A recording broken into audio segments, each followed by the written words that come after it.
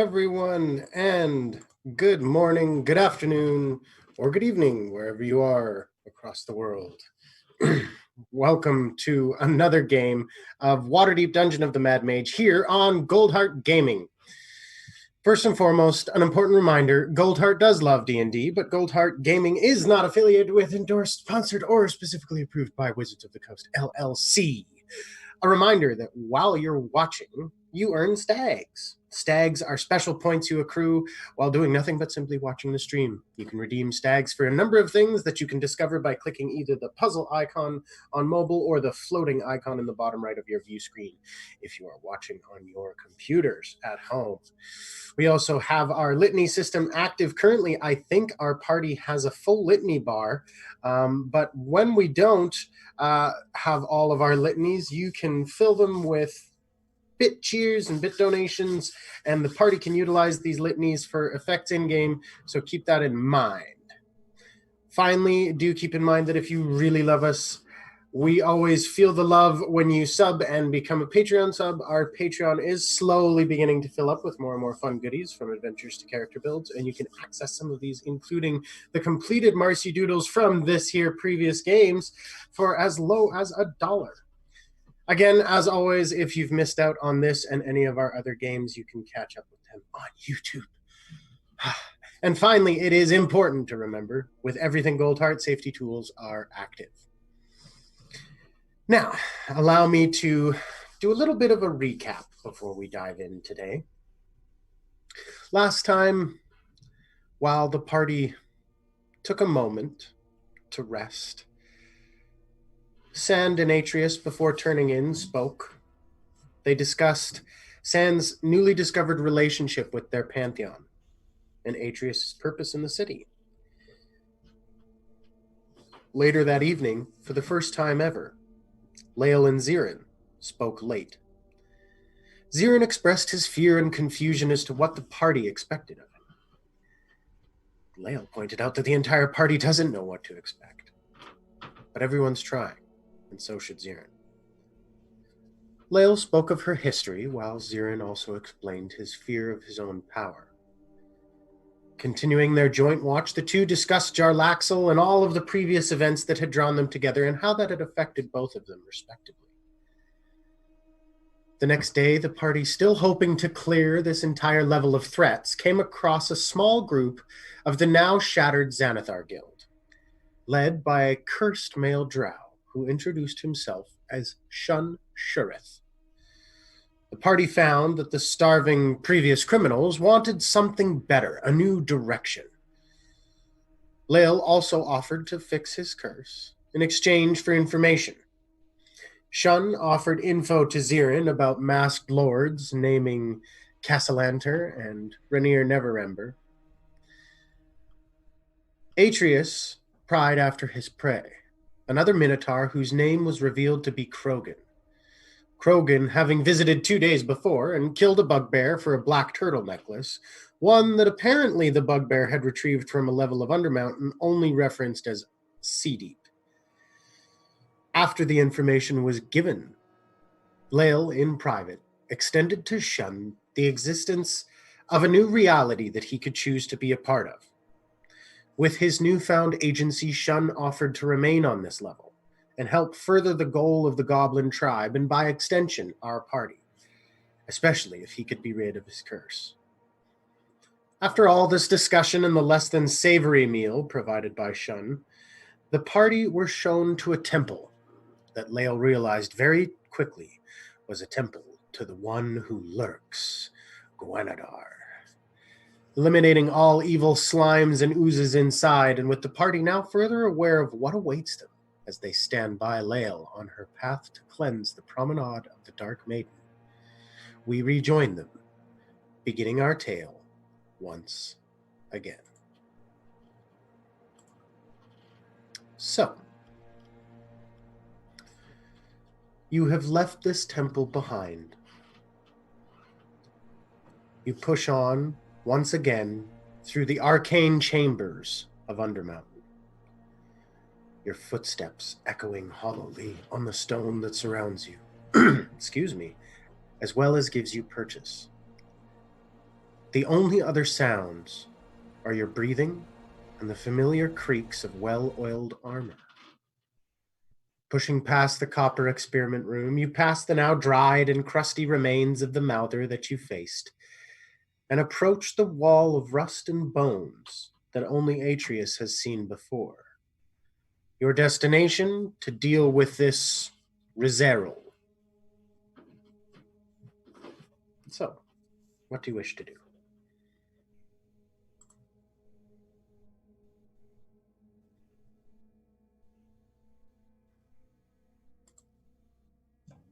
Does help if you unmute.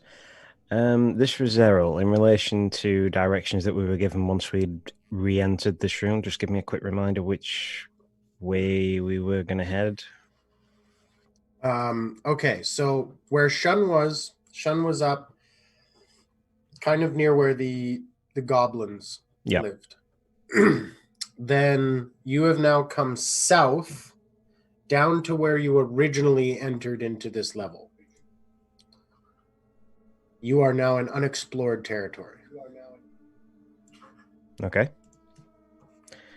But Atrius has been as far as this room. You've only been as far as this wall. The other, there is kind of another tunnel that you remember you went down and you found one of Hal's friends in the midst of all these bodies and everything else. Was that a singular room with no entrances or exits other than the one I came through? I can't remember. Yes. Yeah, okay, so there's no reason to go back. Right, in that case, press on, I guess. How are you going to do so? Are you just going to push through the wall? Or are you going to try and climb over top of it? Is it completely blocking the way? It's not. You could probably climb over top of it. It does look a little weird, little rickety, but it's always worth an attempt. How tall are we talking? Probably only looking at about maybe 10 feet at max. It's a 20-foot high ceiling here. Atrius stands at about 9 foot when he fully pulls himself out of his slump. I guess he's just going to jump and see what's over the other side. Okay, make an athletics check for me. Yeah.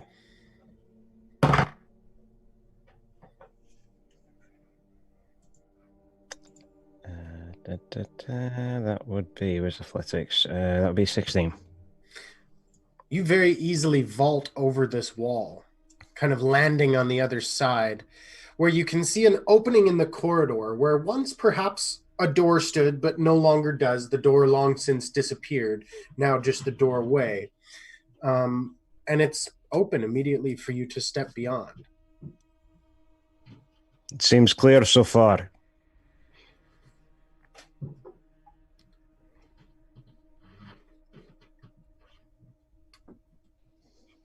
Are we all supposed to be able to make this jump, though? I mean, I'm 5'3", so... You're also so heavy. I'm also so heavy in armor, and it will take us 10 minutes to get me out of it, including my hair, so... But I do have Angaste who can climb. Yes. While they're debating this, does the wall look any more precarious from this side? Does it look like something I could cause more harm to, potentially? Honestly, if you really wanted to, you could just push this whole wall over, but you imagine it would make quite a bit of noise. Yeah. That's really your only deterrent. The thing is flimsy enough if you want to break it.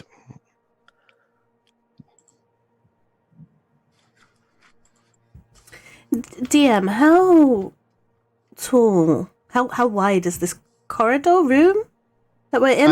It's a corridor, and it's 20 feet square. Okay, so Angaste would fit. Angaste would fit. Cool. Angaste, I choose you. I get her Celesti Ball. Okay. She pops out. All of you, and by you I mean Zirin, Sande, and Atrius, you just hear... however, Lael, you hear... I was sleeping. What do you need? I look at the wall and I nod my head towards it. You share my thoughts, you should know. Immediately, you just see a shiver go down. It's like a dog getting water off. She just kind of, and then just leans down just in the perfect spot for you. No, not quite. I just thought you could just push it over. You're a bit heavier than me. Just a touch. Without another word, Angaste just kind of runs up, scales on the wall for just a sec, and it's almost comical because she just kind of takes on this little regal look before the whole wall just crashes down. Stand back, Atrius. Yeah, I'm going to say, I imagine it just kind of seeing this with no one whatsoever, just backpedaling furiously. Yes. You end up in the doorway with of course the wall hitting just close enough to your feet to cause concern. And Gaste just looks at you, Atrius. Sorry, God. And he just looks past it to the other. A warning next time, perhaps? You should just know what's going on in my mind. Yes. That's not how it works. Especially not with yours. And he turns to go and head through the doorway, or at least investigate it. See what's on the other side. Okay. For those who wish to follow, I'm going to assume it's all of you. When you step through this doorway and into another corridor, immediately the thing you notice the most that changes is the smell. It's almost as if the muskiness of the corridor now is added to with the smell of body odor. Clear signs of habitation. To your left, the corridor extends to a set of stairs. To your right, a hallway ending in 2 doors left and right. Ahead of you, however, and drawing your attention, is a doorway that seems to depict a cloak-like creature descending on a dwarf entranced by a gem. It's just a regular like stone relief carving. It's just an ornate door, but it draws your attention. Is that on the doors leading to the left and the right? No, that's a door right in front of you. Oh, okay. All right, fine. I know it's a matter of perspective, but do the stairs go up or down? The stairs to your left go up. Okay. It seems we have some choices. Sand, do your eyes tell you anything of this? And he gestures towards the dwarven mural. Activate secret eyes. You look towards the door and it looks no different to you. What about the surrounding area? Same thing. All right. Keep your secrets.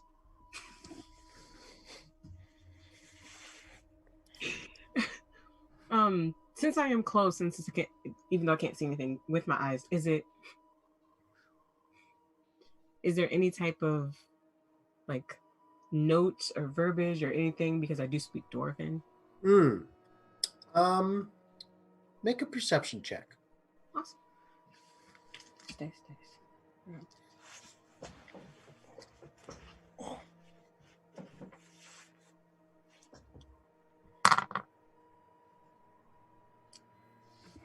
Perception.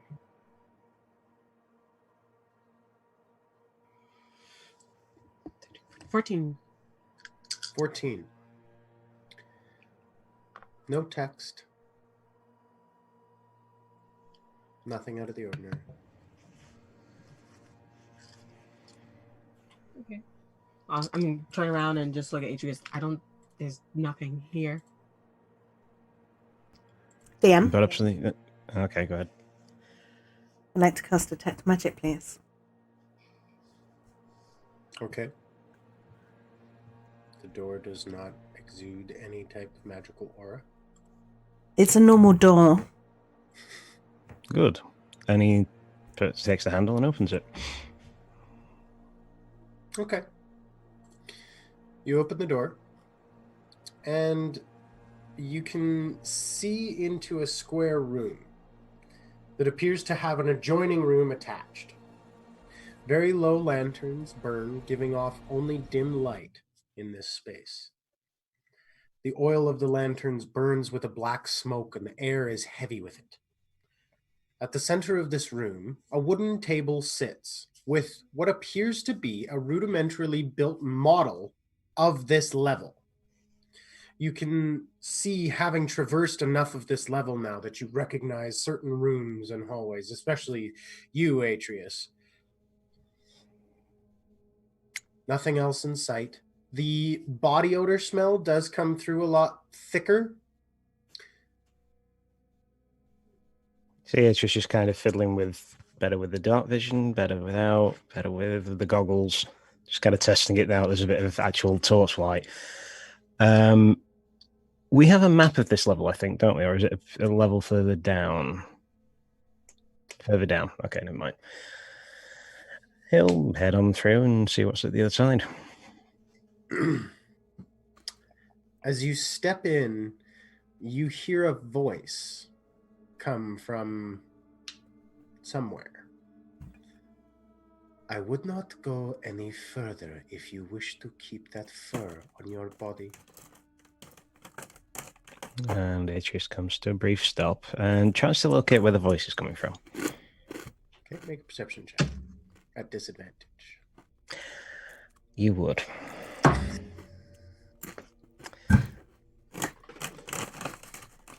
Allow me to... Oh, God, the camera's not working with me. Just let me show you exactly what you've done to me.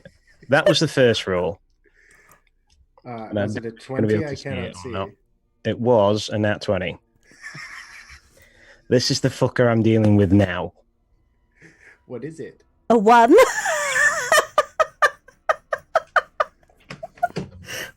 Thanks. Perfect.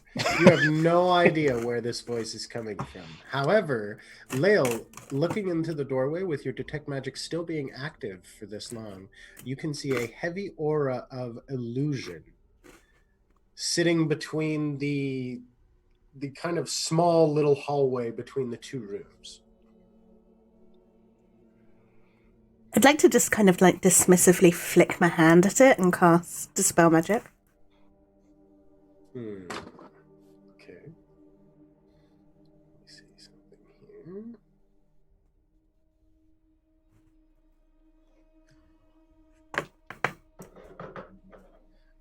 Yeah, I need you to make a spellcasting ability check, please. Bear with me. Okay, +7.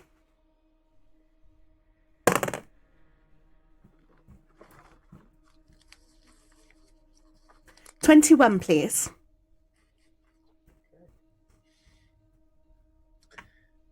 Your dispel magic reaches out and grabs onto this aura, and immediately you see coming into view, very, very lithe, wearing what appears to almost... It's like this strange three-piece suit, but there is no undershirt underneath the vest and the suit coat. It's just bare skin. Taking on this color of like a cloudy gray, almost this thunder gray. Going up to stark white hair, kind of just mangy and all over the place. An overcoat of silver and black, adorned in spider motifs. Coming up to a face that appears to be presenting masculine. Thin, sharp jaw. Ending almost in a chin, almost pointed, just very, very, very, very thin. High cheekbones with these thin, almost automatically demeaning eyes of red. A drow stands before you. I assume you are Rizzeryl. I see my reputation precedes me, but your reputation does not precede yours. Tell me, who are you and why have you come to disturb me and very rudely dismiss my magic?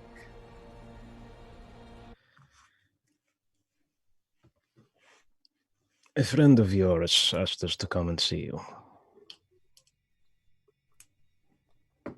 I have many friends, but ones I think that you do not know.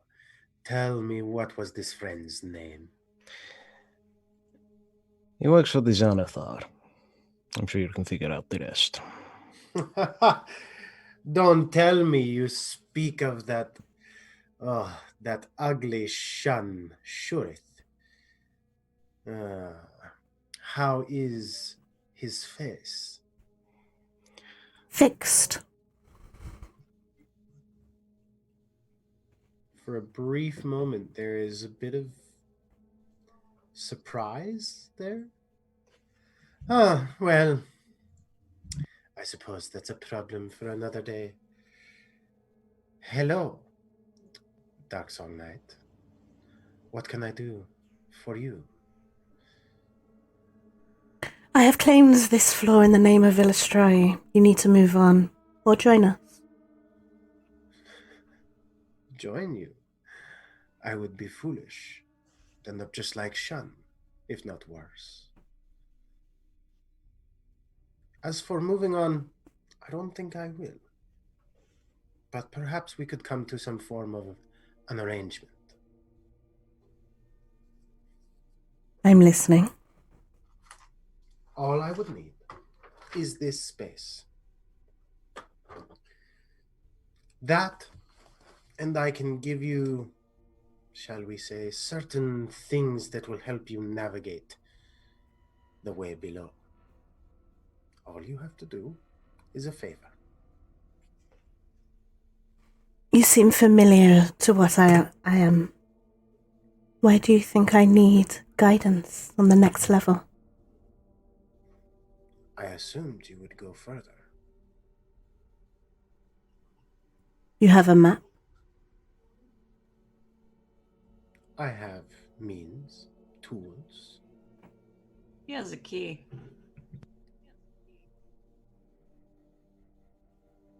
Again, that kind of momentary pause of shocking disbelief, and then it is up to you. I can assure you, if you try to forcibly remove me with that sword you have there, you will probably smite me.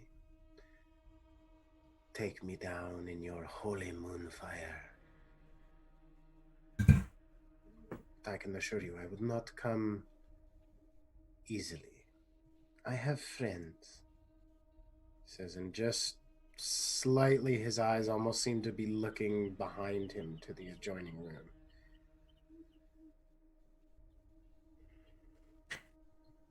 And say I wanted your... What is it is you're offering? What do you want?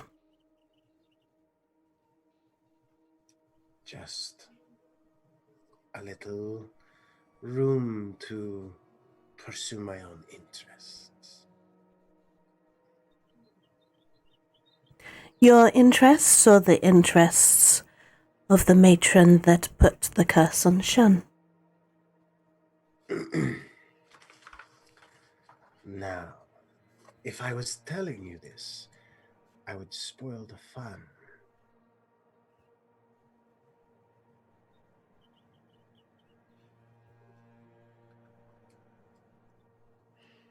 Insight check, please, DM. What are you trying to decipher exactly? What he means by fun. If I will, if I can. Sure, yeah.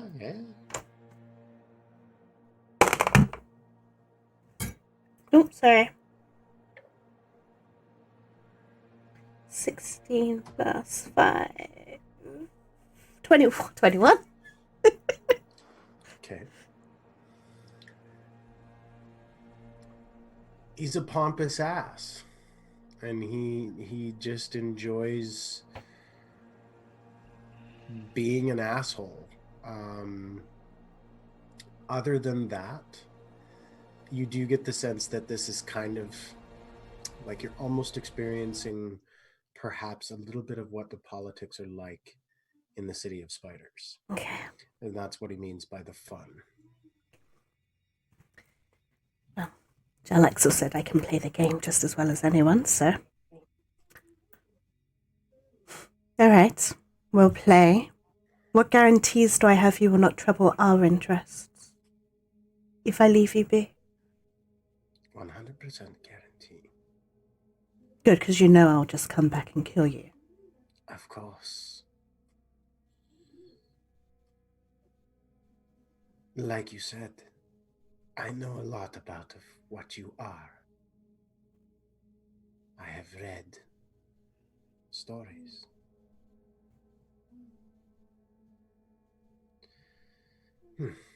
It's a simple matter, really. I need you to bring me Shunn and another woman named Nadia the Unbent. I'd like their heads. No deal. I thought we would come to this impasse. So, what would you like me to do? Choose some. Your decision. You have two options. Choose something else or die. Well, let us see then. And he will begin to raise his hands in an aggressive manner. So, that will be Zirin going first.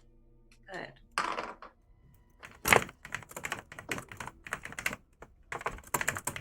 So what would you like to do? I'd like to do something stupid. Oh, okay. I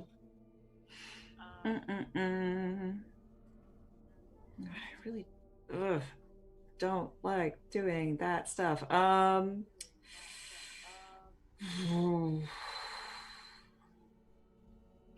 you know what? I don't know that Zirin is comfortable yet with attacking people. So he's going to take the dodge action. Okay.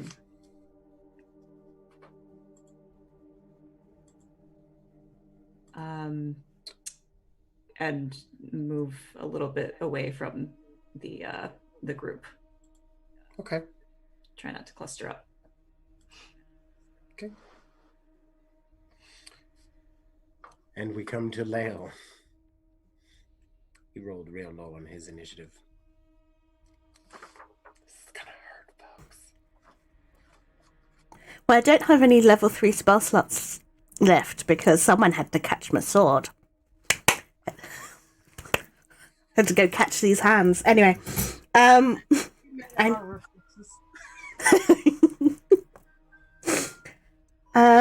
would like to please. Sorry, it's been like 2 weeks since I played any D&D. And I've kind of forgotten how to do my stuff. So I would like to strike, please. With the ambassador.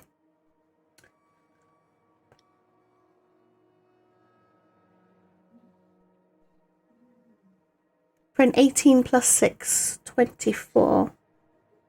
It's not critical. That will definitely hit. Go ahead and roll some damage. 13 slashing, and I'm going to smite this at level 2. For 18 points of radiant, please. All right. Go ahead. I'm still standing. For now. Indeed. I'm going to take issue with the better than I ever did part. I'm not so sure that's accurate.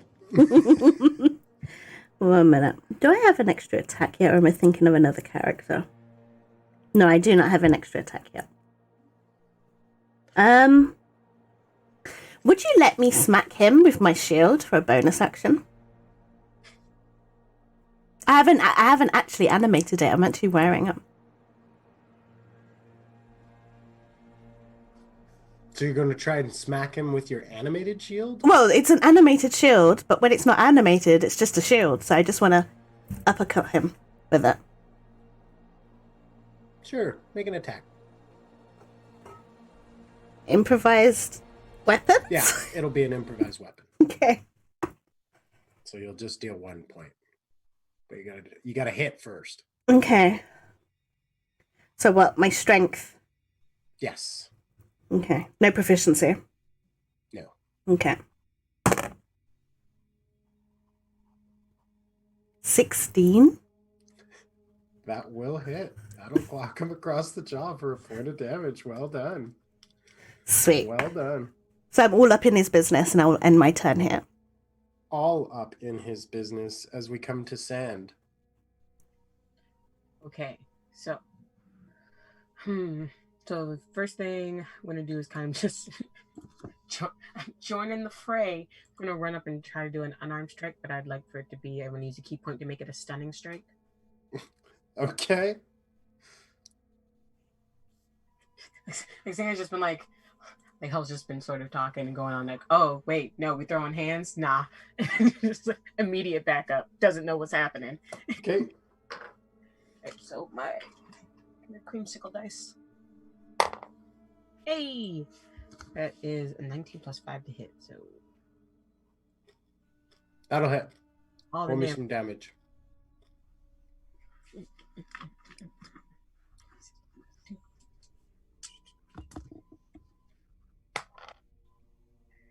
Plus 2 is going to be 7. Okay. And can I use a bonus action to slap him 2 more times? Yes, you can. Now, when I do that, because I'm using a key point, I never remember if I can just roll damage or if I roll to hit as well for that. You roll to hit. Every time you strike, you roll to hit. Right, so I got to roll 2 more times. That is going to be... Yeah, so that's going to be a 10 to hit. 10 will not hit. It will not hit, so... Okay. Ah, that one's an 18 plus 5, so... You're good. Go ahead, roll damage. It's plus 2, so 8. Okay, so you go ahead. Wham! You hit with the stunning strike, and he almost seems to like fall backwards. And you kind of use that second missed attack to grab him and pull him up, and just with a second punch, you just come swinging in right in the front, cracking into his nose, and you immediately know that you have knocked him unconscious. Shit. However, Given what you described, just gonna kind of hold him after that and go, what are we doing? No, that would do. Well done. Oh, and then you hear stirring from the adjoining room. And you hear a voice come out. It doesn't challenge you. Instead, it says, Rizzeryl, is that you?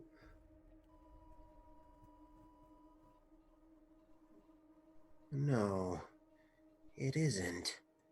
Get up, fools! More stirring.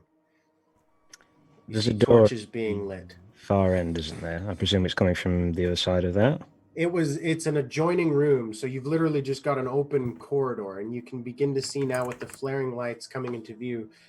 It honestly seems to just be a bunch of smaller, thinner, kind of, stinky from the sewer and looking not good due to malnutrition.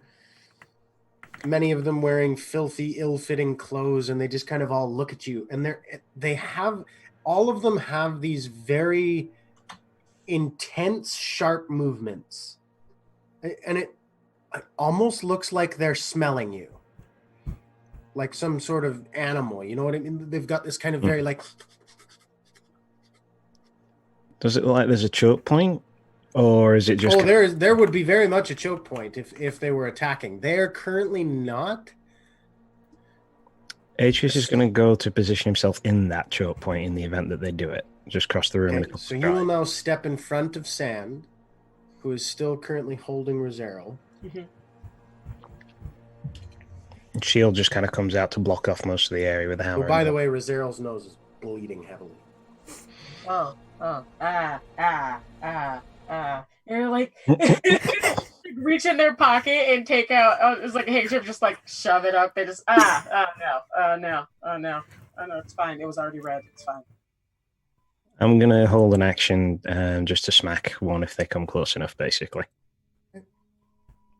Who are you? Is a body an improvised weapon? No, you are not using Rizzeryl as a club. Man, I got shillelagh. I think they call that elf chucks. They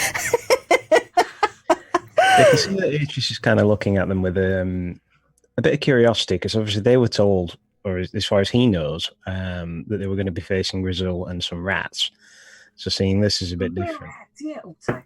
Yeah, but I'm going to say that Atrius doesn't know what a were-rat would be. Yeah. In that respect. Which, Atrius, you watch as the middle-aged, feminine-presenting woman in front of you holds up a hand, and these long kind of brown claws extend from the tips of her fingers. And it's very weird because you immediately see the fingers start to sprout fur as well. And she says, "Who are you?" Good day. Okay. We've come to parley. Parley. Talk. I know what parley means. Why? We are taking over this floor. We're setting up an outpost. Fuck. We wanted to ask if you wanted to join us. Nails go down. There's no place for us. We'll be moving on. We don't want any trouble. What do you mean there is no place for you? Did you not hear the second part? I feel like you didn't hear the second part. Like I'm saying it like from behind Atrius. We're wererats. Okay? Once a month. We go a little weird. That's in character. They just hear laughing, and then I step from behind Atrius and go, weird. A lot of people don't like us, okay? And a lot of people don't like drow, and a lot of people don't like goblins, and a lot of people don't like... What are those other things? Oh, bugbears. And yet here we are, setting up an outpost. All are welcome, as long as we cooperate. Well, everybody else behind you agree with that? Yeah. I suppose it depends. Are you interested in following the orders of some drow matron a few levels down, just like he was? Look, Rizzeryl was good to us. He got us what we wanted and what we needed. Helped us out a few times in a tight spot. You look like you're hungry and you're filthy and you're wearing rags. Is that really what you needed? And did you really get what you needed? When you're a rat that can crawl around sewers, do you really care about what you look like? Fair. Did you look hungry? Yeah. I mean, we eat enough. What is it you wanted? What is it you needed? We just want a place to be left alone, but a place where we can, do what we do best. Which is?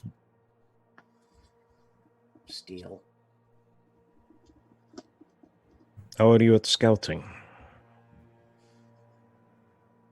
I mean, we know a fair amount about this level. I mean, we've pretty much mapped it out there. What about the lower levels? Nobody goes down there. What are you, insane? Yes. But do you know the access points? Well, I mean, sure, you're not far from one. So it's conceivable then that if you were to join this fledgling outpost, you could be the front guard, the one to monitor the entrances and exits to this level, to watch for signs of incursion and warn the others. You would have a place. And You would get have a a job. toll for those moving through. That's not a bad idea. That's not a bad idea. What kind of cut are we talking here? That's for you to discuss with the leader of the outpost, a goblin named Rizzeryl. Huh. Hmm. I know those goblins. The hell happened to Yark? Dead. I'm assuming it was you? No, it was the goblins. Their new leader. Shit. You guys okay working with bugbears? You'd be working with bugbears. We can turn into rats, do you really think that, we judge people? Well, we just go where the money is. And there's going to be lots of money coming through here. Have you heard of mental dearth? Rizzeryl, I don't know. Hey, Cosric, did Rizzeryl ever talk about some mantle Dareth? Shit, I don't know. I'm curious. What did Rizzeryl have you do?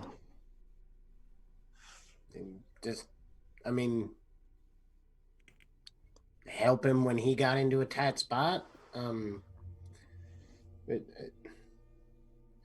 As I'm sure you've seen, he was kind of squishy.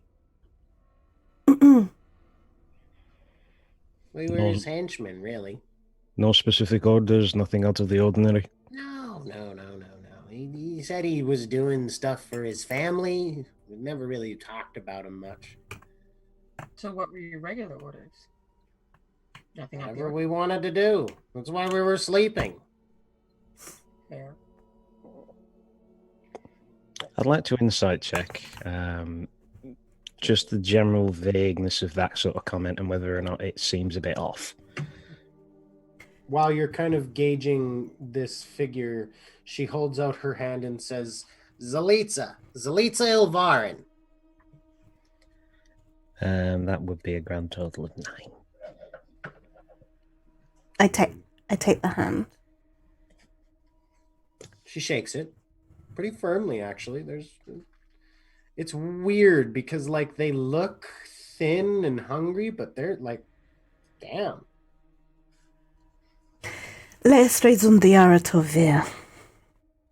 Well, that's a whole lot of mouthful that I'm not going to understand. Can I just call you Lael? Everyone does. Perfect. I don't understand. Where did you come from? The surface. Fuck me.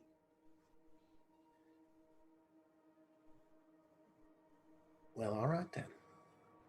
I can accept that. Things are changing. Listen, I take it you're going to be going down to the 3rd level?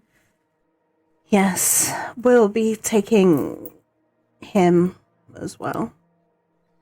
I was going to ask you, what am I doing with it? And Lael starts pulling out a rope from her bag of holding, tosses it over to you. Tie him up, would you, before he wakes up? Thank you.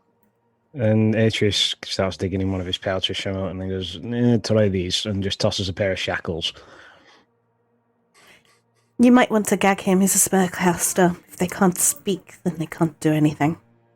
That's fair. They're going to give the shackles back. I can't do these. You know they're stronger than ropes, right? It's a key, it's not hard. But there's a difference between being tied up and then there's a difference in being a prisoner and that goes against the He whole. starts to stir a little bit. Tie him up quickly. He's not waking up. He's just Oh, stirring. you said it like he was That was just a hurry up, Jesus. I panic punched. I'm sorry. I'm excited about. All right, well, I'm holding you accountable for this. Roll an attack roll at advantage. Oh no! It's an unarmed strike. Oh no, monk. Everything's an unarmed strike. I blink hard enough. It's an unarmed strike. Okay. Once watch Sand wink at somebody and they fell over. It's a 16 plus 5 to hit. But you weren't doing I was doing non-lethal. It really was just like a. So you panic punch and you swear you feel the crunch of a tooth. Yikes. Just kind of put the handkerchief that did like the longer part, just like, oh, you're so.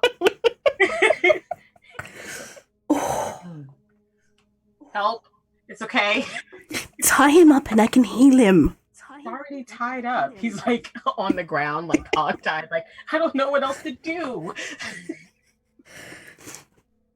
And I'm like, listen, hey, look, I love this discourse, but could y'all fucking get out so we can go back to bed? Of You course. got a deal. We're fine. Just well, pick 5 people who aren't going to continue nap time to go talk. with who? Norella. You wanted us to do that now? Sooner the better.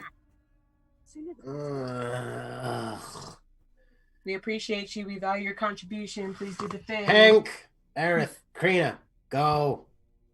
The 3 of them. What? Why us? Because I fucking said so. They kind of pad past you. These creatures are delightful.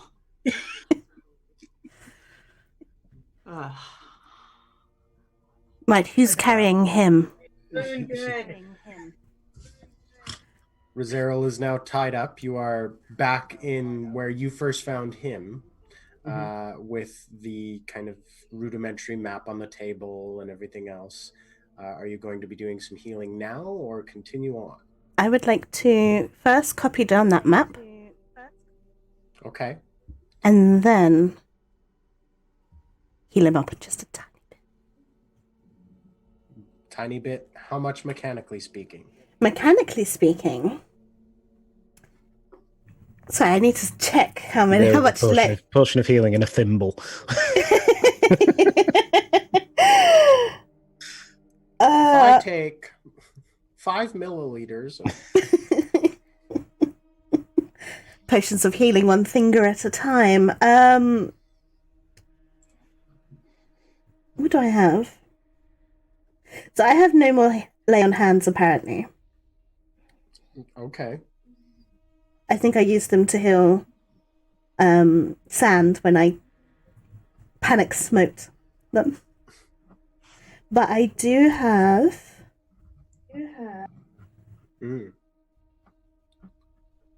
Looking at my spells.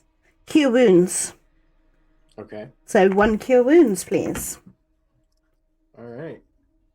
I believe that's a roll. 1d8 plus Interesting. my spell casting ability modifier.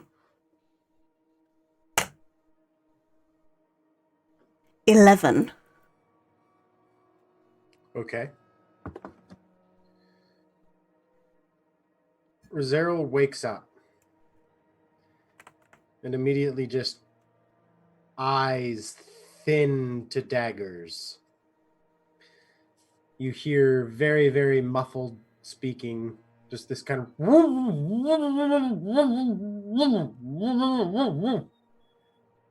Oh, sorry. My bad. That's me. Open your mouth. Stop talking.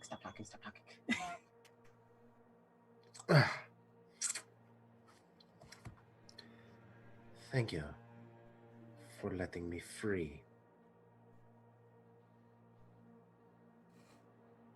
You lost. Clearly. I misinterpreted even the rest of your friends. So, what is it you're going to do with me now? Please do not bore me. Just tell me so that at least I can prepare myself. I was thinking I might ransom you over, but that really depends on your standing. Who are you? Where do you stand in your house? Well, A priestess would have been better, but we'll have to do.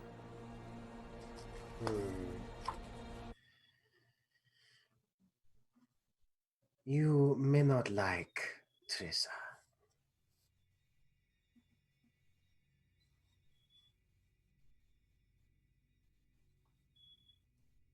I'm not going to tell you anything more.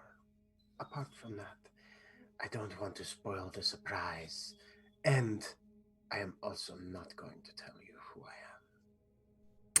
I am. I'd like to finger chin him, but with my dagger, please. Okay. Head goes up. No, let's not be stupid.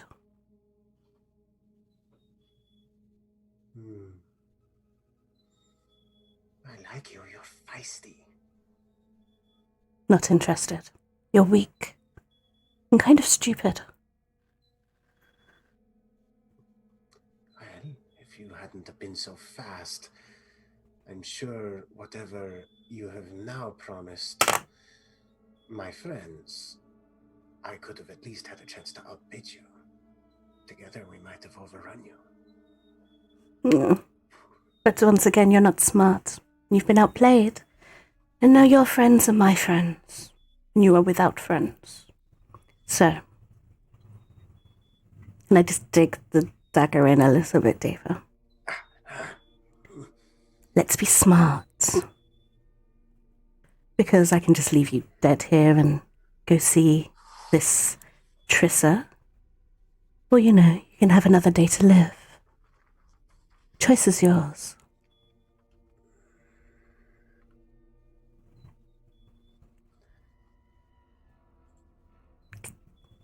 Take the dagger from my throat. And maybe we can speak. You going to play nicely? For now. I remove the dagger.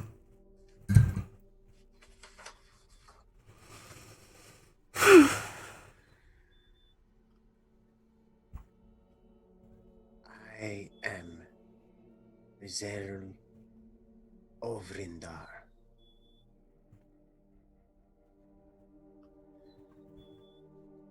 We are an ancient house. And we are merely branching out. I help Trissa supply her experiments. House wizard?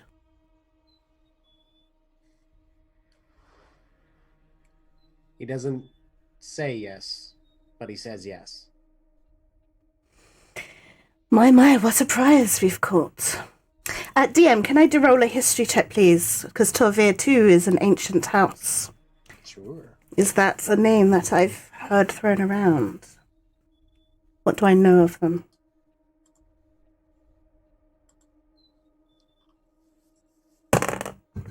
12 plus 2, 14. Okay. The stories you were told were actually that this house originally came from Chednizad. At that time, when they lived in Chednizad, they were actually ruled by a vampire matron who was favored by Lulf. They are Lulfite drow and worship her like zealots. They're right up there.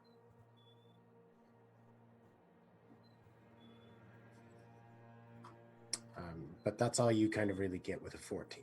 Okay, that's good enough.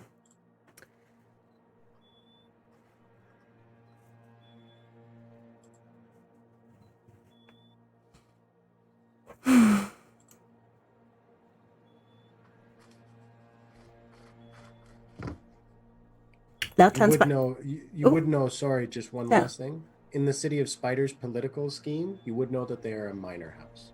They don't have a whole lot of pull in Menzoberranzan. House was it? Minor house. So what, expanding to further your standing in the council? As always, trying. I'm sure you do not know the details. Or maybe you do. And that is what leads you to believe that there is something better out there. Oh, I know there's something better out there. I live it. All a matter of perspective, really. I enjoy what I do.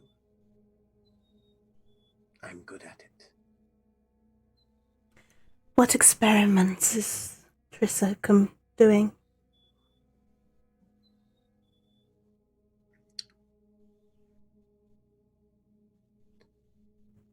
Incubatory transformation.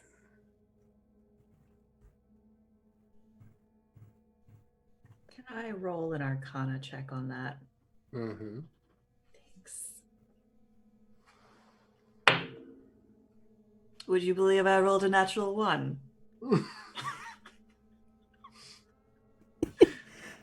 I'm a transmutation wizard. It's not an abject failure. Yeah, in so much as I add 8 to it. Oh, so it's a 9. So I got a 9. It's one of those things that you're like, I mean, yeah, that's completely possible. Fuck. But as for like the actual details of making it happen, you very much have very quick visions of there's got to be a cocooning process. There's got to, there's something, somebody has to sit in things. You've seen this kind of happen in golem making a little bit. There's always kind of that time that the wizard has to spend with the golem, but okay. You'll just see Zirin shudder just a little bit. Incubating what? Quakecloths? Your chong? Lolth's children. Of course. Spiders.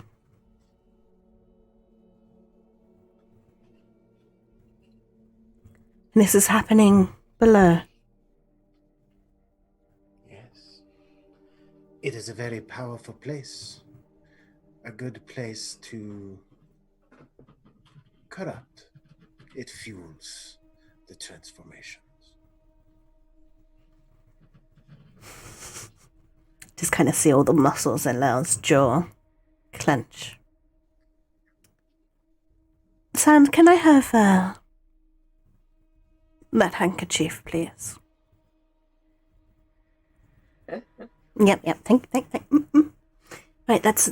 I just like to pinch his nose. Be like, yeah, that's enough out of you.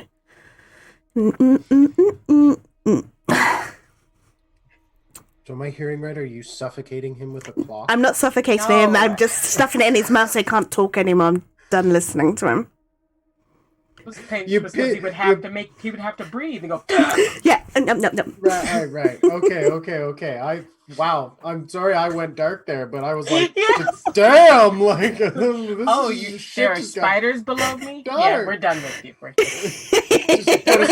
Just go to sleep. I was like, what have I done to Lael? No, she's just making him quiet. Okay. Well, I'm never. I was born in the darkness. Oh no.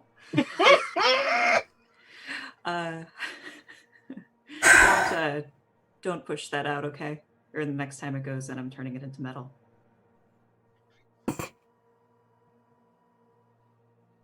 His character look, by the way. His head cocks to you, and you get two emotions very clearly that you've had shot to you more than enough times before, and it is both the fuck you just say to me? And the fuck you just say to me? Like, what the fuck? Like, however, it works, and he does go silent. Because, I mean, wow, that's a threat. Lael turns to the party. Okay, this is what I know that we're dealing with. There is a drow matron. She has the ability to throw curses, therefore she is quite powerful. And it seems she's incubating some kind of monster spider on corrupted, hallowed ground. The promenade.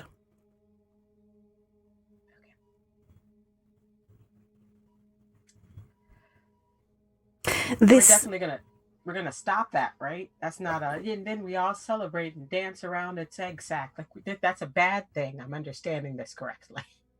My mother yes, they have corrupted our temple.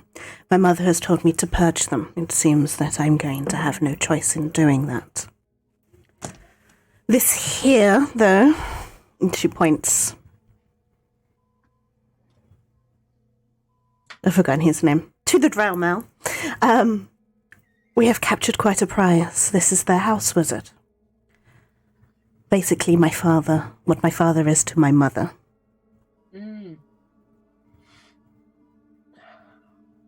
So what do we do with them?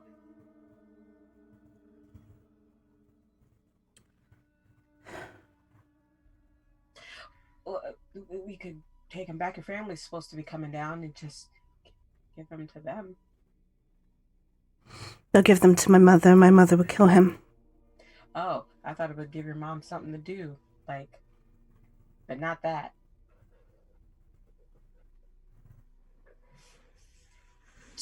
Secret fancy shenanigans. You know, like the stuff you did at the party. Oh, I thought you meant the same thing she said that she was going to do with my father. Never mind. Make him also a house wizard? 2 house wizards! No, you only have 1 house wizard. No, my father was going to take her riding. House wizard to the death. Don't ask, please.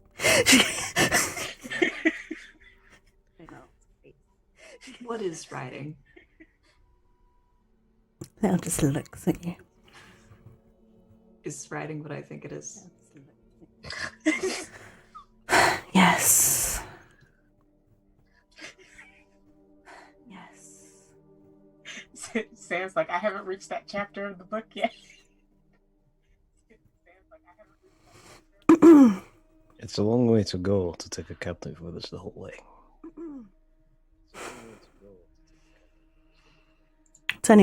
We could just ransom them all over and kill them all anyway.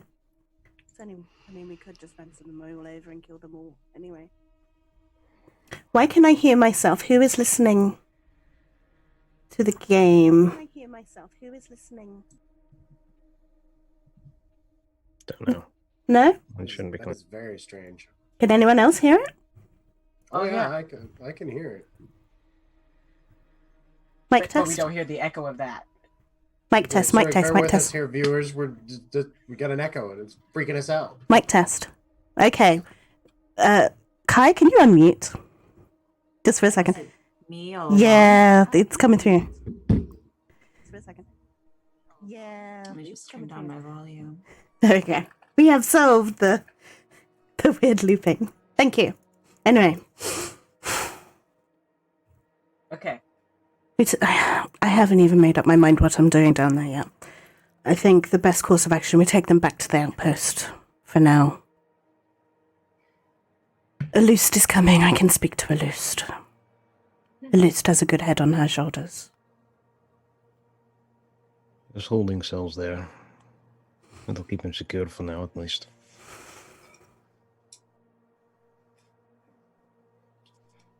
Alright, so then we circle back and then we head off to... Wasn't there a wall? We already passed the wall. Okay. You could go up the stairs, but if I'm hearing correctly, we have two options. You're either going to continue further down, or you're going to go back to the outpost and ditch Rizzeryl there. Yeah. Mm-hmm. Okay. Which way we going? We should ditch Rizzeryl first so we can get out the way. It's better than having an extra body in the way if we do get into another combat. Agreed. I mean, it'd be good for traps. If I can't use him as a shillelagh, you can't use him as a caltrip. That's how that works. It's fine. Atrius wouldn't do that. Not yet. Don't ever want to get to that point. Okay. So I guess yes, we are going back to the outpost to drop off everything else so that we can go unhindered. You very quickly move towards the outpost, and you kind of hear a bit of a ruckus coming from up ahead. You can hear, "No, honestly, we were told to come and talk to Narilla." "And how do you know Narilla, huh? How do you know? What'd you kill them? What'd you torture them? Get them to tell you their names?" No, we didn't. Look, you're not fooling us. We know what you are. I kind of would like to go into like a trot. A jingle, jingle, jingle trot. Just sped up, not quite a run. Just... Okay, you very quickly round the corner, and there you can see, yes, unfortunately, the three from the wererat gang are being halted at the rudimentary goblin barrier. Goblins doing their job. Goblins gonna gob. Let them in. Yeah, come on in. The three look back. Thank you. Sorry, we should have thought of a password. You beat me to it. And they head in, and they kind of, now they kind of turn to you. Which one's Narilla? I look around. Narilla currently is actually helping what appears to be setting up gardening rows, kind of lifting cobblestones and everything and getting dirt going so that they can start farming down here. And Narilla gets up and kind of comes towards you now. Narilla has very hairy goblin ears, as a reminder, with this kind of very stark white, very grandma hair kind of coming out of it. And she actually has a bald spot. Like, she's almost got that like monk haircut. She's kind of that old, or maybe that young. Maybe it's just the hairstyle. You're not really sure, because the skin underneath is lovely. It's this very kind of pale green, very moisturized, crow's eyes off of the kind of very almond-like eyes, with just almost this very matronly goblin look, but has one creeping snaggletooth. Like, another 20 years, that thing's gonna whistle.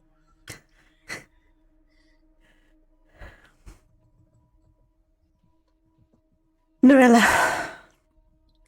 Yeah?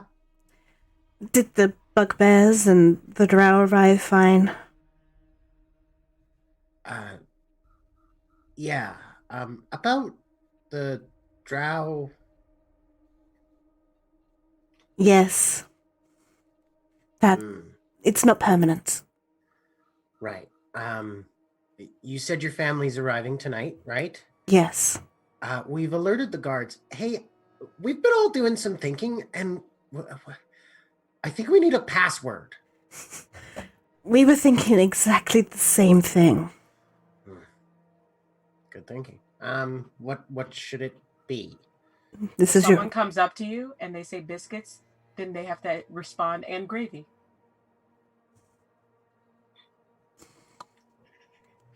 Okay. This is your outpost? What do you think?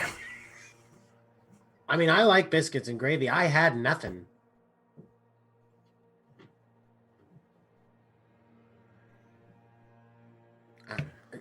I'll ask around, though. Mm-hmm. It's just an option. Slow turn to And And what's if we with send you him? someone new like the wererats again, we'll tell them to say lemon cakes. Lemon cakes. That's a nice short one. I'm gonna go drop him off. I'm still carrying him. Oh. I'd actually like to search his body real quick. Holds him in place. Okay, Looking make an for that, investigation check. Alternative. Oh, sure. That one will be. Give me a second.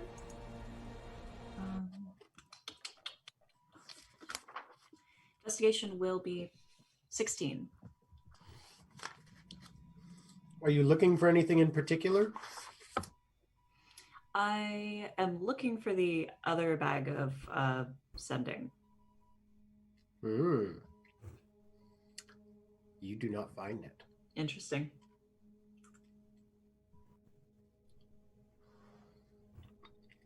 Yes, prisoner. We haven't decided what we're doing yet. I'm going to consult my family. Small rule. If you're going to feed him, he can either speak but not see, or see and not speak. It's very important that everyone knows that.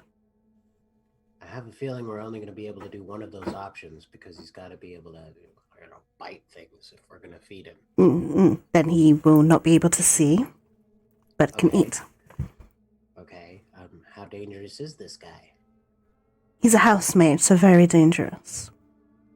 But this is very temporarily. All right. Sam's gonna kind of look over it to Zirin, actually, and go, it's because he does magic. You need to do different things to do different magic, so make sure he can't do anything that portrays to that.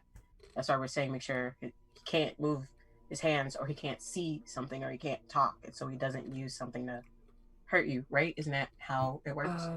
Yeah, I mean, there are various ways of dealing with that. There's just manacles are usually good enough. I know, I don't think we use them. I've not seen them used in Waterdeep, but they kind of look like mittens, and they've got like tightness around, and it actually curls up your hands. And then there's this nightmarish thing called Ironthorn manacles, which we try not to use at all. But yeah, I'll look for the other things. The issues spellcasting is kind of personal.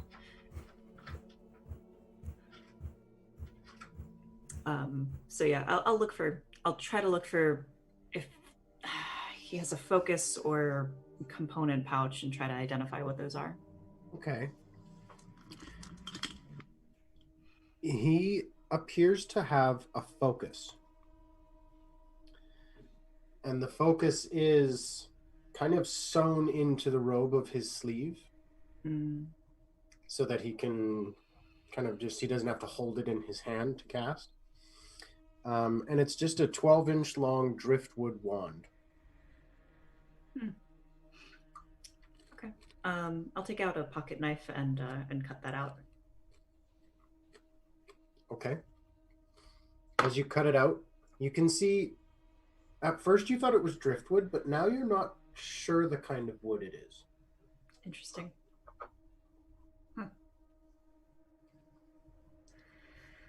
I'll pocket that. He glares at you as you take it.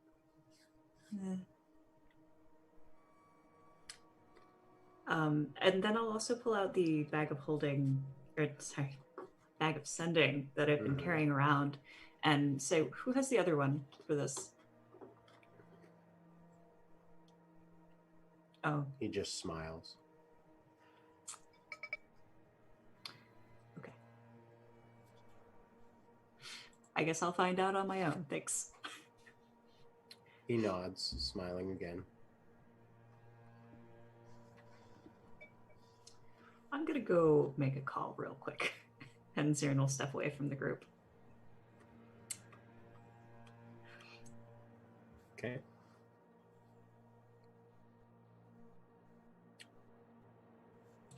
Anybody else? Who would anybody else like to talk to? Mm-hmm.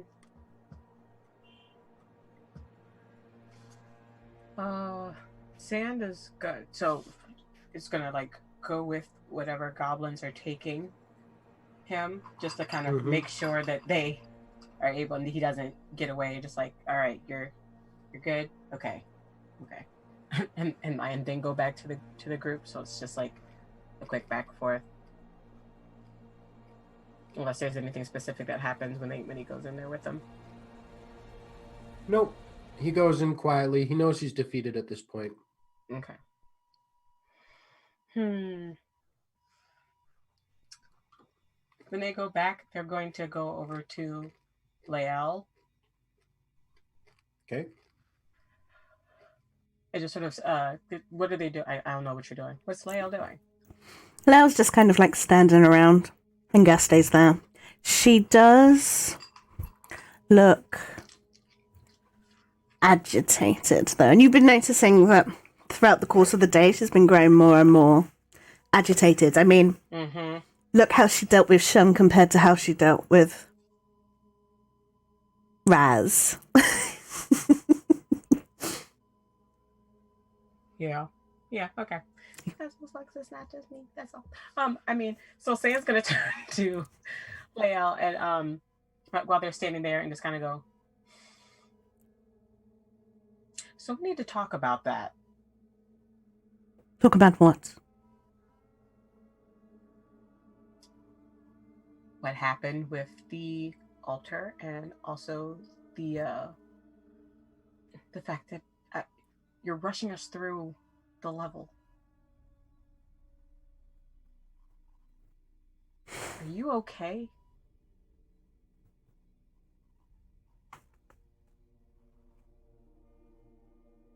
I'm not rushing, I am being efficient.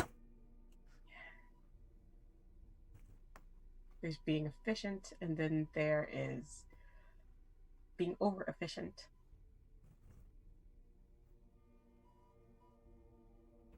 How can someone be over-efficient? Cutting corners that don't need to be cut in the name of efficiency, when really you're just hurting yourself by not doing things in the right amount of quality to do it. I have a question for you. What do you do when someone shouts for help? I go towards the noise to see what they're shouting for help for. You jump for an action. You don't sit there and think, oh, this might be a trap. Oh, wait, let's see if anyone else reacts. Oh, let's read this street sign. You follow your instinct. Go and investigate. Someone's calling for help. What do they need help with? Right? In base situations, yes. Okay. It's the same thing with that altar.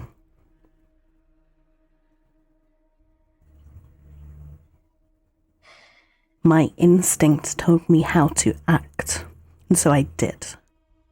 I didn't need to investigate. I didn't need to read the symbols. I knew what it was, and I knew how to deal with it by instinct. Like someone calling for help.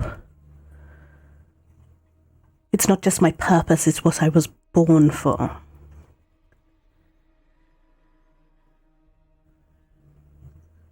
I'm listening so I can understand what you're saying, but you're not saying the rest of it.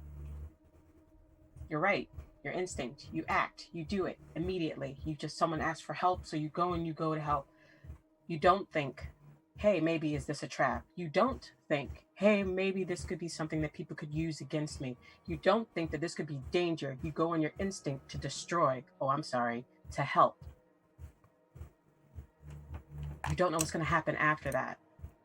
You want to clear this floor for your family? Do it smartly. Don't do it efficiently. If you get hurt, Lael, what's the point? If I get hurt, it is the point.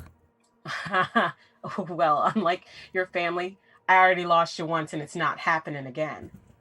And I was brought back because it wasn't my time, but my time will come, and it's something I have long accepted. As you can see, I'm not you.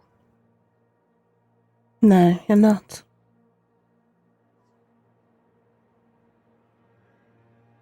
Just because you've accepted it doesn't mean I have. I didn't accept it the first time. Makes you think I'll accept it this time. Or whatever time happens. If anything tries to take anybody that I call mine away at this point, it's going to be a lot of hell to pay. So that means being smart. And I'll do it for you if you don't want to do it. And apparently that means getting smited by your sword? What was that? You didn't have to grab it and jump in front of it. You didn't have to all over the place. I was doing what was my instinct. And I was doing what my instinct was, which was to protect my friends from doing dumb stuff. And also, you cannot claim what belongs to Illustrati. What do you mean? You said I'm yours. I'm not, I'm hers. You're my friend. You used the word mine. Yes, you're my friend.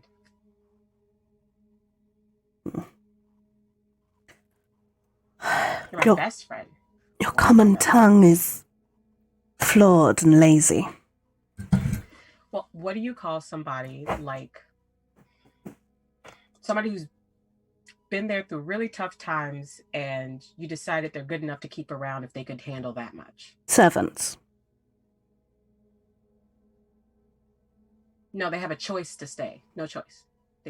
What you're saying is somebody who you're paying to be around you. There's no payment. There's no real reward other than they also feel the same way about you. What do you call that? We don't have a word for that. Yeah. Friends. You're one of mine. So you run on instinct to destroy, and I'll run on instinct to protect, and it'll work out. Next time you'll just let me destroy it. Well, next time I know that Ghaunador stuff is bad. Ghaunador stuff is very bad. And so are giant spiders in the promenade. Oh. It's not just the spiders. Oh, she's a matron. She can cast curses. She's accomplished. That means she probably can summon the troll. You're a matron. No. I'm not. I'm a firstborn daughter. My mother is a matron. Technically, if my grandmother is still alive, my mother's not even a matron. Is your grandmother still alive? Shunn saw a house abandoned in Menzoberranzan 130 years ago. There's a good chance that she's not. Well, if you are Matron Junior, then is there anything that you can get from your mom to send down? You're sure I can deal with... They're basically just... They look like melted candles. They're very unsettling. Handmaidens of Loth, they're called. I'm very equipped to deal with them very quickly. But they also might have quagloths. What are those? The unholy spawn of a drow and a demon. They have 4 arms, skin like velvet, hair stark white. They're very vicious. They're usually made in a very difficult ritual called the bloodening. Most don't survive the encounter, most don't survive the pregnancy. But if you do, then you have a very powerful, bonded, half-demon child. So like what the Castellantrans did with their son? Yes, but not so much turned, born. But born that way. Will fire work against them? It didn't work against him. It's firework. Possibly. But, and then on top of that, curses can summon demons. Even if I handle everything else, she could probably take me out in one hit. So I protect you, and you kick ass. And you in one hit. All of us in one hit. I'm not sure how I'm supposed to go about that. I'm not sure what I'm supposed to do with him. Well, we can't make a plan with just two of us. Let's think about everything we can do. A big fight like that. We won't be hidden behind a vault this time. And we won't have Jarlaxor to come save us either. Are we okay? We're okay. I'm sorry that I smoked you. I'm sorry you didn't one-hit me. Just don't catch the sword next time. No, because then you'll hit me. Trip me up. You've got those legs. Use them. I'm very top-heavy. Noted. Next time I want you to stop, I'm just going to clip you. Agreed. And totally give my permission for that. And if you ever want to stop me, just punch me in the back of the neck. It's just weird. Like, why do people touch there? They'll poke you in the neck. Touch me. No! See, it was like crawling away, like, now! Yes, let's get the others. They kind of need to know all of this too. Where did Zirin go? Okay. Meanwhile. So, where has Zirin and Atrius been? Do you want to be in on this call that I'm about to make to whoever has this bag now? I certainly do. I don't mind Atrius kind of being in earshot. I imagine he'd probably just be kind of inspecting the general defenses, guard line, etc., and just trying to get a feel for how efficient that might be. So he may be wandering about. As you're wandering about, Zirin. I cast sending. And that's where we're going to take our break. Oh no. We will come back to find out what is said and the response in just a moment. Thanks so much for being with us here, viewers. We will be back very quickly. See you in a bit.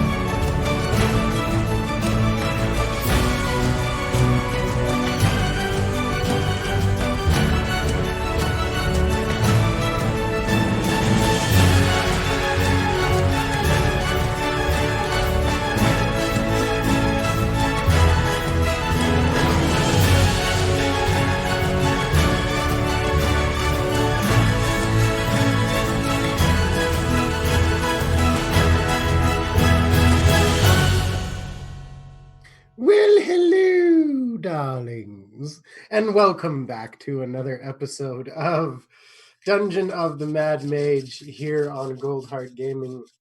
We are going to dive back in once again. We are at the Goblin Bazaar, and somebody has just opened a bag and cast a spell through it. So, Zirin, what is it that you say as part of this sending spell?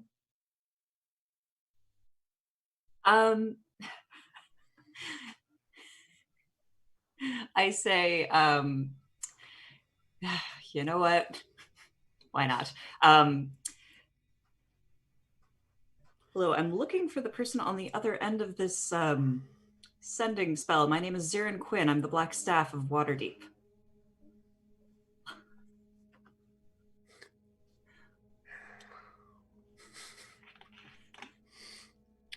It takes a bit longer than usual, and then the spell begins to play out the response, and you hear, "No, I'm absolutely serious. This bag is talking. Look, I don't know what the fuck. I don't know who is on the other end of the line. I don't know, but it spoke to me, and then it just kind of."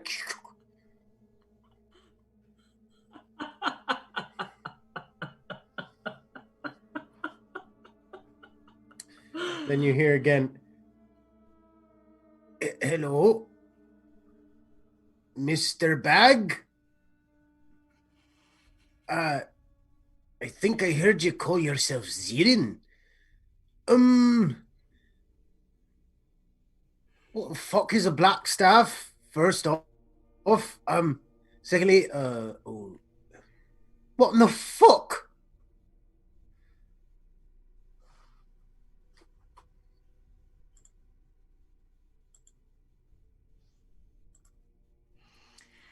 Oh, to mess with this person.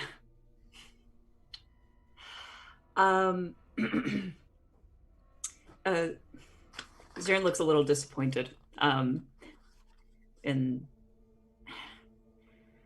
the bag, and says,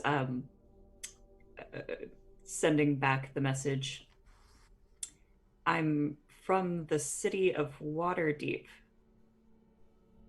Who am I speaking with?"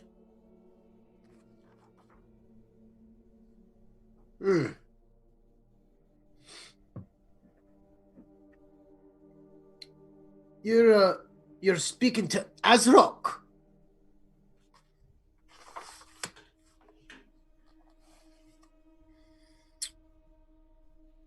Azrock of Stromkoldur.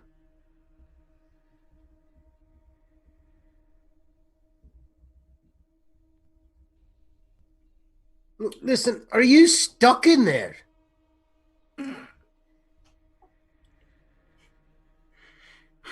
Yes, please help me. The only way that you can get me out of this bag is to stuff it full of 1,000 dragons.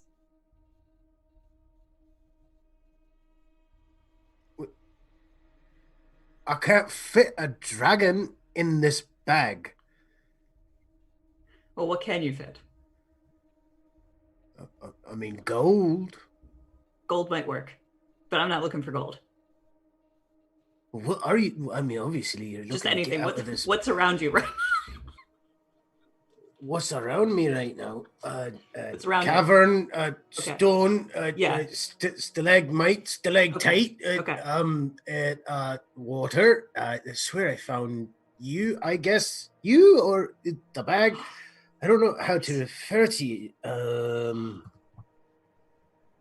Mr. Bag is fine. Right. The fantastic Mr. Bag. So, right. Oh, you know where to find a dragon. You hear the very, very faintly this other voice. What? Never mind. Right. I got to go now, but it's good talking to you, I guess. Yeah, it's fine. Just leave me like this. Well, I mean, Hold on. Look, I'll be right there, Jesus Christ. Keep your trousers on. Look, so what can I do? Are you hungry? Here. Starving. I'm so hungry. Have some of this. You hear this kind of, it's almost like a mic tap. You know, this is like, boom. Oh, fuck, it didn't do. Look, what do I do if it's still in the bag? Just leave it. Just leave it. It's fine. I can only eat carrot cake. Never heard of carrot cake. Okay. Tell me, friend, what do you call your earth? What the fuck? What do you mean, what do I call my earth? It's Your world. stone all around me. I told ya. I'm from Strom Ghaunador. Can I roll a history check on where Sure. that is? 11. It escapes you. Okay. It's Look, fine. my family's been living here for quite a while. It's fine. Oh shit! I gotta go. And everybody, the spiders are here. And then this kind of.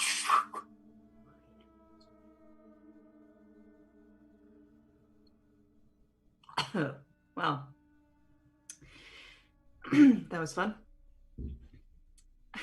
Atrius, how much of that did you hear? I'll leave that to the DM's judgment because he's kind of been wandering around in the periphery. I can roll perception for it if you'd like.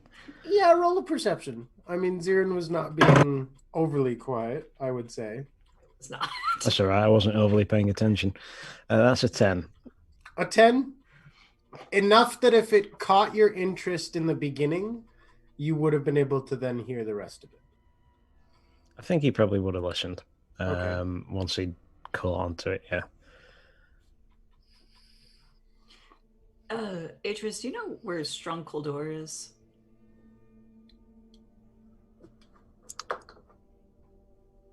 I don't know on that one, to be perfectly honest. History check? Sure. Or I will leave it in your judgment as to whether you think it appropriate for Atrius to know that. You can try to know. You never know.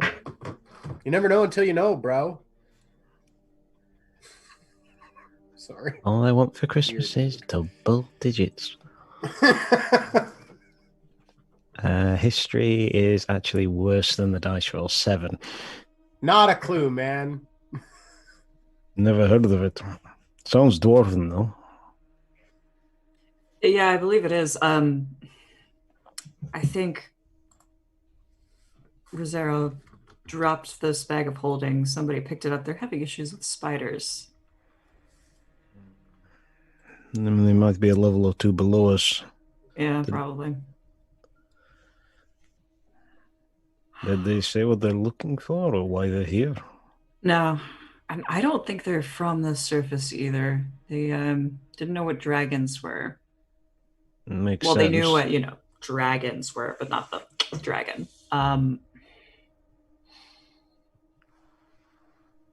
Did you find out what they were after? No.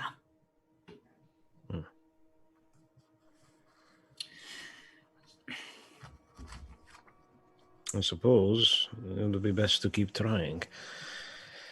Maybe if you think they could be of use to us. I mean, with the way things seem to be down here, there might be a different person on the end of this bag every day. That's possible. But on the off chance it's not, it would do as well to have allies. Okay. Do you want the bag? No, I don't want the bag. You're talking to people. Don't you have to cast spells on it to talk? No, it's like the sending stone. You just speak at it, and then it sends the message to you I'd be worried about, poking holes in it. I'll leave it to you.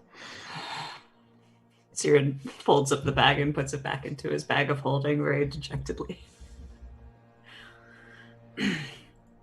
How are you coping with all of this so far? I had a good talk with Lael this morning, and that helped. I'm not used to any of this, but I'm trying. That's all we can do. How are you doing? Me? It's strange. It feels like home. And yet I know it's not. Sure. How are you doing in general with the idea of facing that mind flayer again? And as you say that, Atrius has just kind of been fiddling with some of the equipment that he's got. And I'd imagine, actually, to be fair, he's probably took out the longsword and just got the whetstone and just been casually sharpening it. And as you say that, it's a very distinctly harder swing as he just kind of runs it down. I can't say as I'm looking forward to it. Yeah. I'm not either. Just, is there anything that would help you? The one rule we had about fear on Thalassius was to face it. And if it happens again, I will do everything in my power to do it better this time. And I will do everything I can not to shirk from it. Because if it becomes apparent that we will run into Nealar again, there are certain protective measures that I could help you with.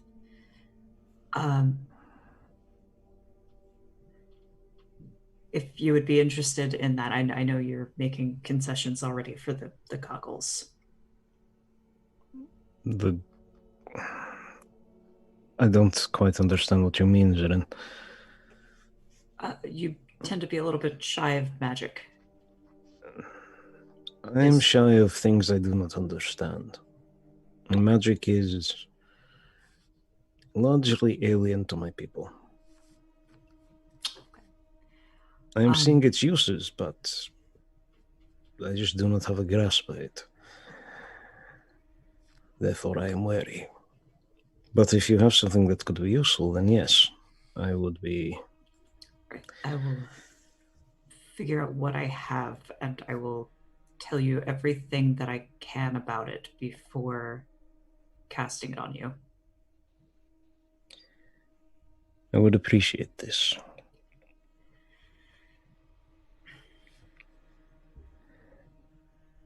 Okay. My concern, to be perfectly honest, is not for myself. My concern is for my people. If that gets a hold of me the way it did before, and if what they told us in Skullport was true, a lot of knowledge I have could pass to them, and that is what I'm concerned about. My life is nothing in the balance.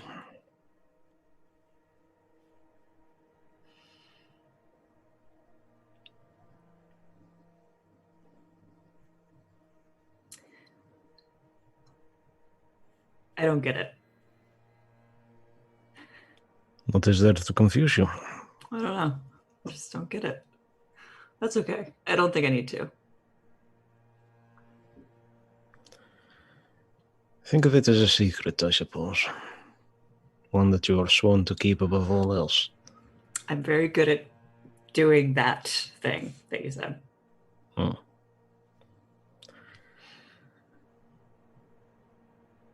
It's not an easy path, but it's the right one. Quite often both are the same thing.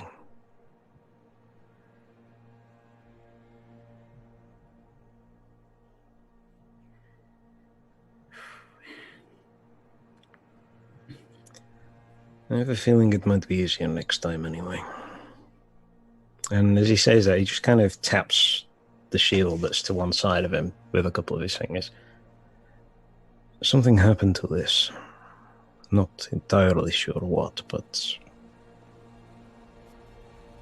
I feel a little calmer about it with this at my side. I think the Sea Lord blessed it in a way.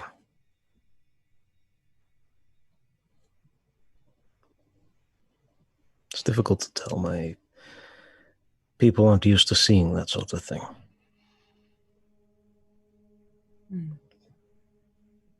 The more I see what happens with you, Lael, and every other magic user here, then I'm starting to think that might be what it is.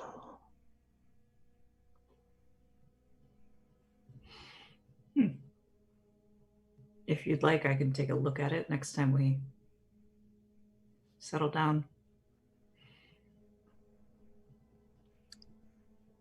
I would appreciate that. It's always best to know exactly what weapons you are carrying into a battle.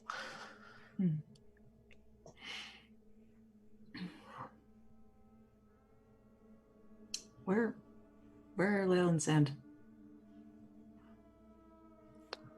And Atrius looks up to see if he can spot them at this current moment in time. And it's at this point that Lael and Sande, you two will have finished your conversation and asking the same question. You find each other. But Lael's still trying to poke Sande's neck. I was just about to say, Sande is walking like this. It's like, stop. I'm taller than you. It's the one thing saving me right now. Lael has... Oh! And she has like long, nimble fingers that can get between the gaps in your hands. She just kind of looks up at sister. They're over there, and they seem to be poking one another. Atrius, help! What are you doing? Lael's touching me.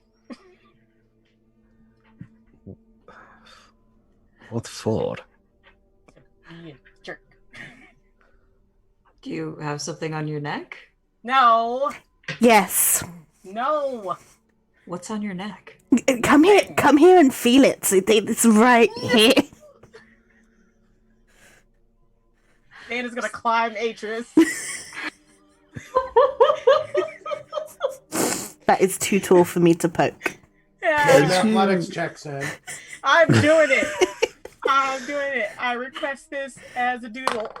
I'm I on a may. 19! It's going to be futile, but I may have to contest this. Hold on. Okay, go ahead. I rolled a base 19. Oh, Yeah, God, I it's didn't. PvP, technically. I got a 17 with mods. And I got you said acrobatics, right? Mm-hmm. That's +5. Nice. Sande is currently 24. on your back, Atrius. I mean, like, up there. Like, I'm on the How do you- shoulder, one of my foot. Will you get off? They're telling me stop! What is... You can see him just trying to fight and grab whatever little bits he can. They're just back there like, no, you are safety zone. Claws! Loosen the grip! Fine, they're on your horns now. It's just Sande's claws on your horn. Like, no. You look like a really agitated totem pole. Like, Kai, request Sande's feet on horns. Just like, no, like a gremlin. No. Yes. And Siren's losing his shit. He's like, I'm laughing. He's also laughing. I told you that in confidence. Sande, if you scratch my horns, I swear. Fine, I won't scratch your horns. I'm letting go. You're just like, just holding me like this, like, make them stop. I'm genuinely curious now, and I know I'm inviting this, but I'm genuinely curious if Atrius has the strength to actually hold you up for any great length of time. Probably. Fair enough. It's more just like when you pick up a cat, you're like, how is there so much cat? That's how it is. Yeah, long. Like, it's just long. Why? What have you got on your neck that you're so afraid of? There's nothing on my neck. I just don't like how it feels when people touch the back of my neck. It's weird and invasive, and it makes a weird. And yet this is okay. Oh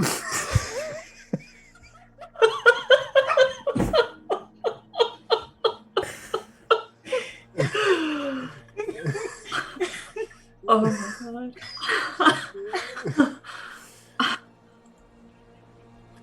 Oh.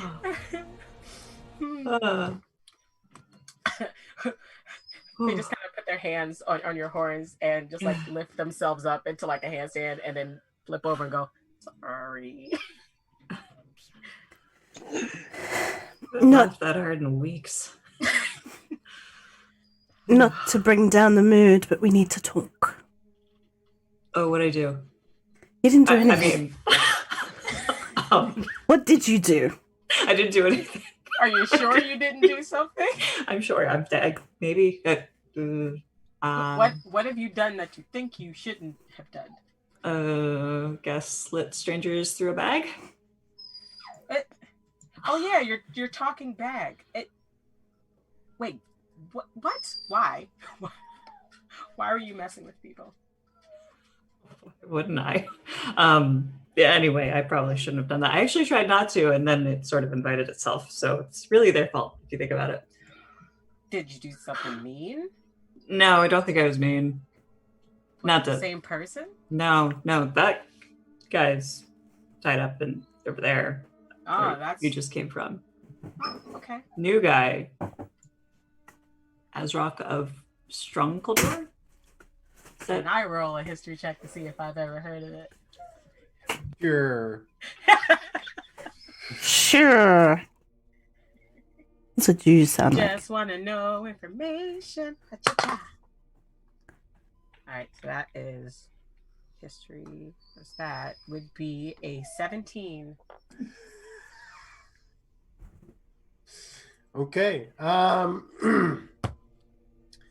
You don't know where, but what you do decipher from this is that you recognize the nomenclature. It's the type of naming system that Duragar implement. Mm-hmm.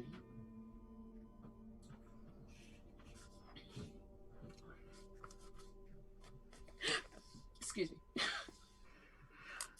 So yeah, we just have somebody new on the end of the bag still. I don't know a reason to keep it. Well, what if we find the other bag? Okay, fair.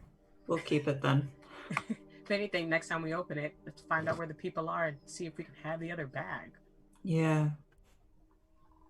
Or maybe you can just trick them into leaving it so we can find it somewhere later. With like 1,000 dragons in it? You have 50. Why do you? It's always good to have more. But that's so many. And I'm sorry, Lael, what do you need to talk about? It's about the next floor. I'm not ready to go down there yet. I don't think we're ready to go down there yet. So with my brief conversations with Shunn and the house mage, I've managed to glean some information.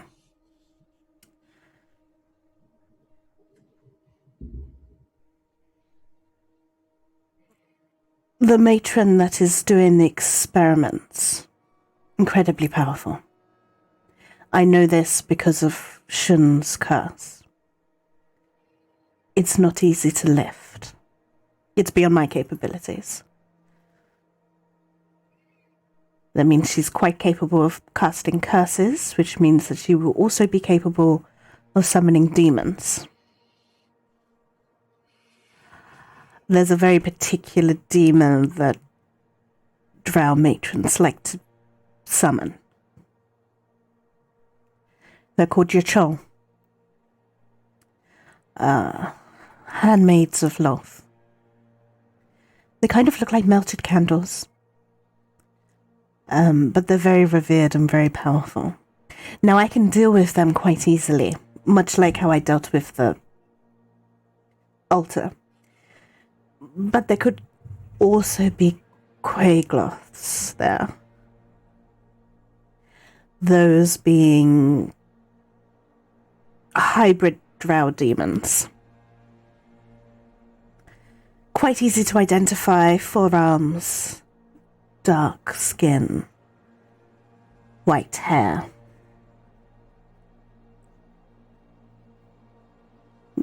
Given how accomplished this matron is be, she may have one. It's kind of a rite of passage to make one.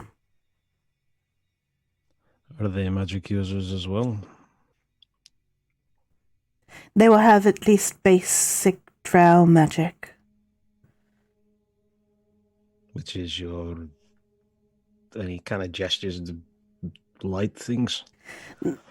Yes, not just the light things, though. I can also create fire that reveals invisible things, makes things easier to hit. I am also able to put us in complete darkness, which I've done once. I am able to levitate objects and myself and others, as long as they don't struggle too much. I'm able to sense and see magic in the weave. And I can also dispel it. So they will have that at least. So I can handle that, but the matron can easily take me out. And I could probably easily take her out, but everything else on top of it, she'll be well guarded. She'll have a consort. Daughters, probably. Underlings. Seems to be an even fight then.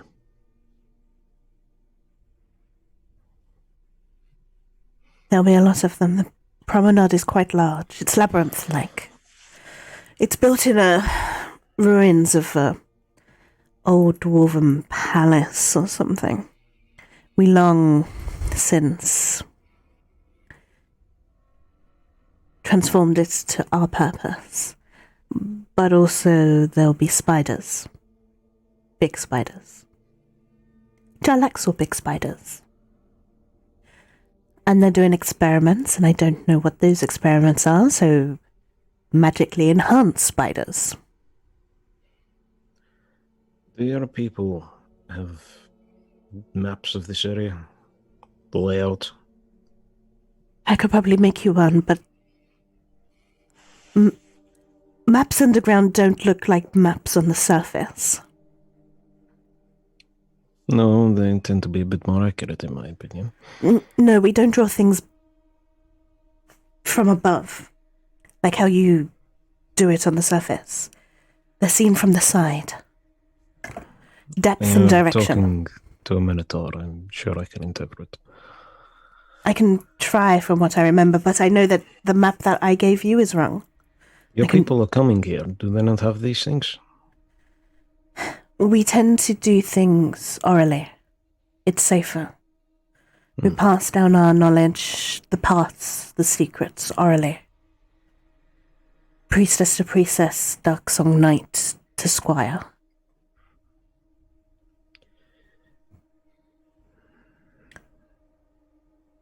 You write things down, you leave yourself open to attack. People can see your weaknesses.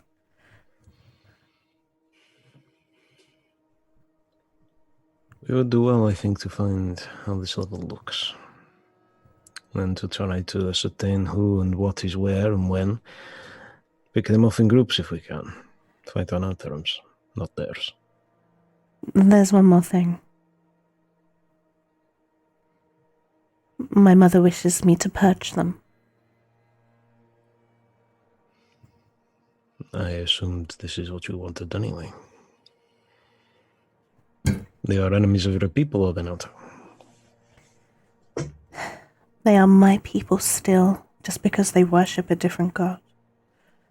You have what? At least 8 temples in Waterdeep? I don't see you all slaughtering each other just because you decide to worship a different god. I find it depends on just how fervent one can be. And how blind.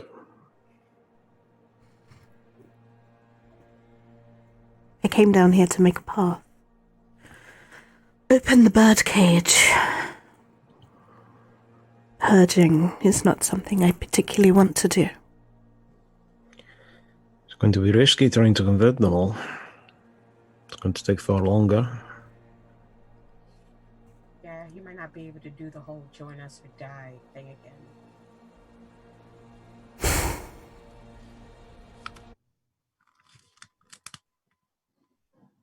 Or maybe you can do the whole offer them a choice above thing. I know a part of me is concerned. Loth is not good for the surface. Loth wouldn't want us on the surface. I'm quite conflicted. What do you plan to do? Offer this redemption to everyone you encounter? All must hear the message of Illustray. It's her one command. She doesn't have anything else. And what do you plan if they accept and continue to serve their original gods? What if they work to undo you from within?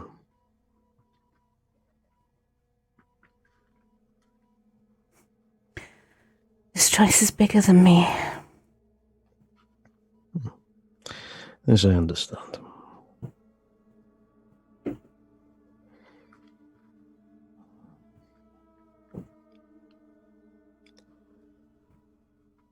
It is not going to be an easy path. It's the path I have to walk.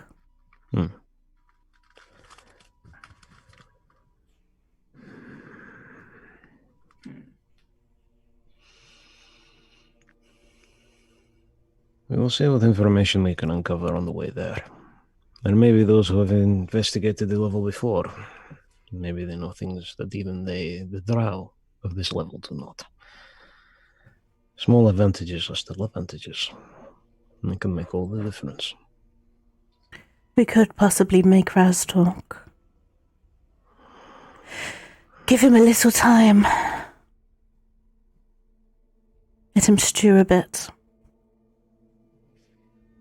Your people, would they not be able to do this once we are working our way there? I mean, Alust has interesting methods. But I was thinking, well, he's been captured, he's been defeated, he's a failure male now. That's usually a death sentence to the masculine of my people. I think he knows this. But if we give it a little time, maybe he'll speak for freedom. A choice to go wherever he wants. He can't go home.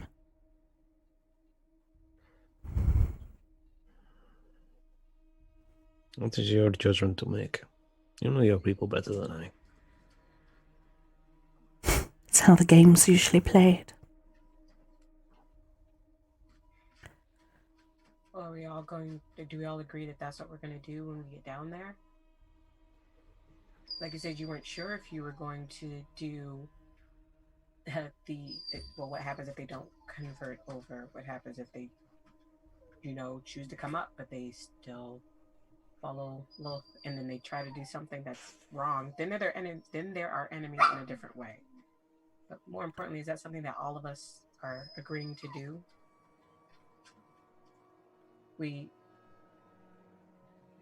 Zirin, you didn't agree when they asked earlier if we all were on the same side for really, if everyone believed that we all believed the message that was being sent. And I don't know if it was just because you didn't get a chance to, or because you don't know.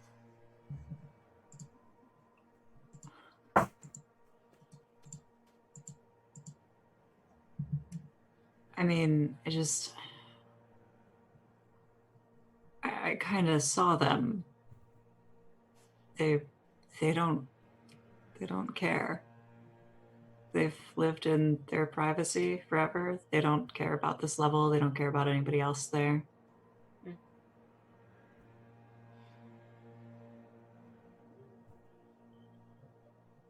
They just want to be left alone. I think I get that. I didn't answer because I don't agree. I just didn't think it mattered. It matters when the only thing you think you know is that you have to be left alone. Didn't you hear them? There's no place for us, was the first thing they said. Because usually there isn't a place for them, unless you make a place. People didn't make a place for us until I came here and forced a place. Now I'm down here forcing a place as well. Yeah. We have backup this time. I'm grateful for it.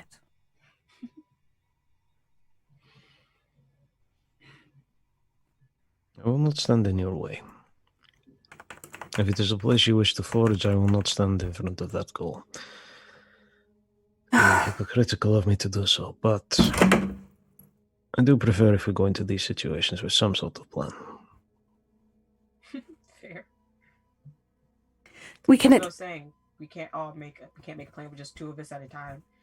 So what is the plan for a fight this big? What can we all do? Difficult to say here until we see the situation, I think. If we go down there, it might be too late to come back. They might know already that we're coming. A reasonable assumption. Everybody else seems to.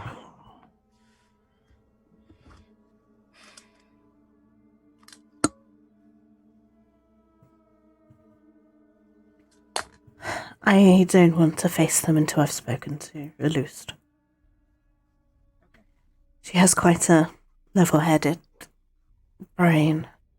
Maybe she can help me puzzle out what to do. A starting point, we can find a way down.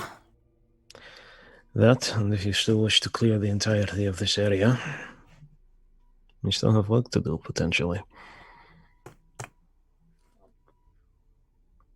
Back to the bonewall. Off we go. Onwards.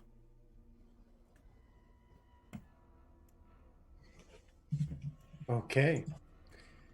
So you travel on for quite a while.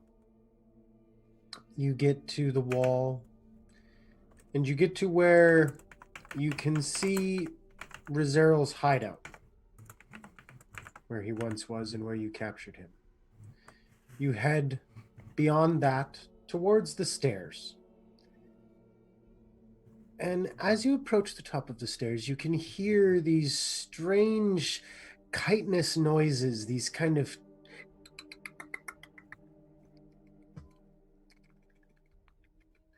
and what sounds like an irregular metal shape being rolled around the ground.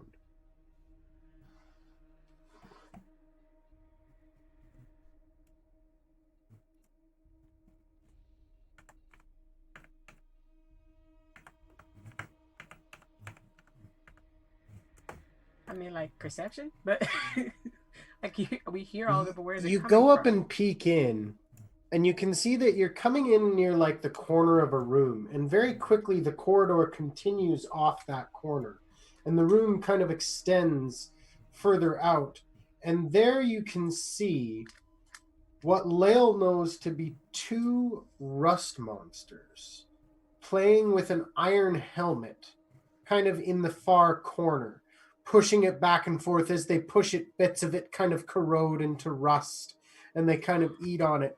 You don't have very long to sit here watching before they begin to smell other non-ferrous metals. So you continue on, very much looking forward to leaving them behind. You begin to head down quite a long bit of corridor. You're left alone with your thoughts. You're left alone with each other until a smell begins to greet your nose. The smell is that of blood and rot.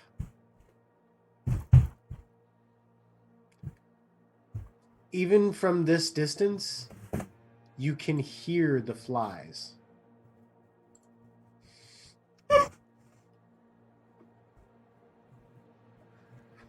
I'm amazed flies got down here.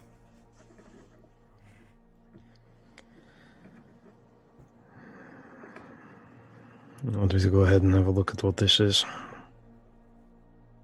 So are you going ahead alone, or is the rest of the party following? Is querying the party as to what they want to do, to be honest. I mean, it's gross, but I'm still gonna follow. I'm just gonna complain while I do it. Hard Can I get a same. rough feel for how old the smell might be? Or more accurately, how fresh it might be? Well, you Not said very that fresh by the smell. Seems to have been here for some time. Could be that whatever's caused it has moved on. Whew, okay. So do we just follow the carnage? I don't really see another way. I'd like to know whatever's causing all this isn't left behind us. Okay, that being the case, Sand has more handkerchiefs and is going to tie one on their face and just sort of hold them out and say, anybody else? As much as we can get hit by the smell of all this, can we actually see any of the remains that are causing it? You would have to push further down the corridor. Currently, you've just kind of hit that wall of smell. Okay. Just ahead, you can see where the corridor very easily opens up into the room. Okay. I'm going to go ahead and push to that corner. Okay, entering the room, you can see indeed where the smell of rot is coming from. It is what is now a bisected beholder zombie that has begun to further decompose in the center of of this chamber. Its body just putrescent and gross. Looks like one of Xanathar's cousins. There is another room beyond this one. Just a quick. You said zombie. Yeah. Sorry, wrong hand. Define senses. You can definitely tell that it was once undead, but now the undeath is gone and it's dead. Is this that same chamber It's we cut were in in? half. When the No. Okay, different chamber, same gross. Got it. Different chamber, same gross. And Would it- unfortunately, go ahead. No, it's fine. Carry on. Not important. It doesn't get any better as you push beyond this. In fact, the next room's worse. I get my vial of perfume out and just start flicking it. You can see that bodies of bugbears lie everywhere in varying displays. In the center of the room is what appears to have been maybe the leader of this group, now displayed impaled on a 10-foot pole. Extending from beneath this display is a symbol that is now in the Waterdeep chat.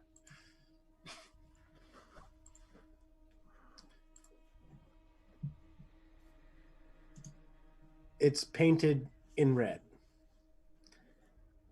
Directly across from all of you sits a minotaur. Legs drawn up with a great axe across his legs, looking down. Matted fur from what can only be blood.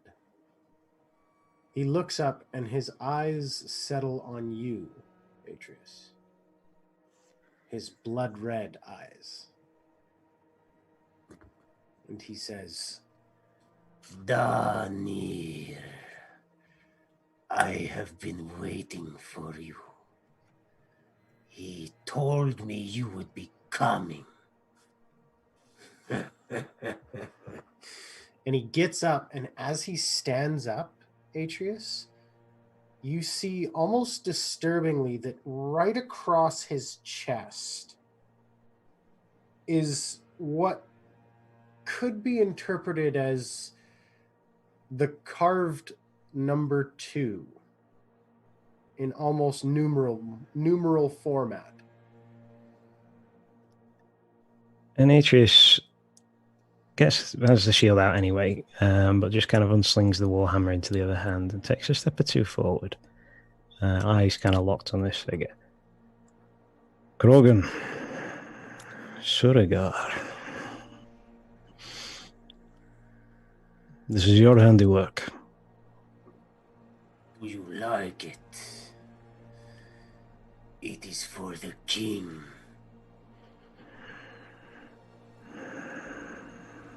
Amongst our people, he's still a princeps, no king.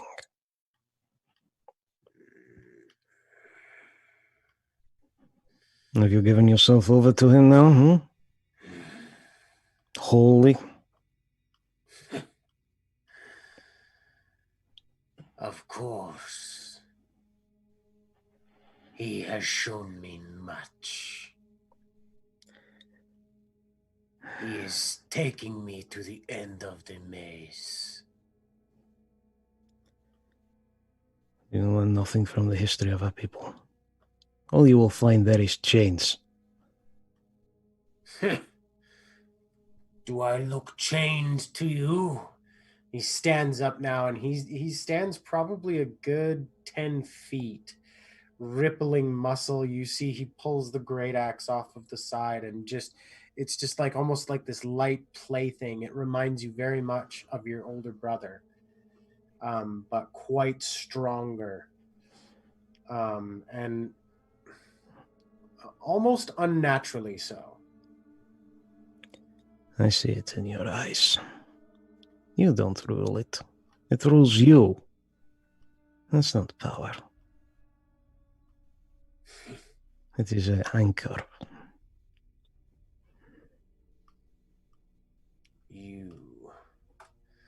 You are just scared of the truth. You have run from it. You search for this. And he holds up the black turtle necklace around his neck.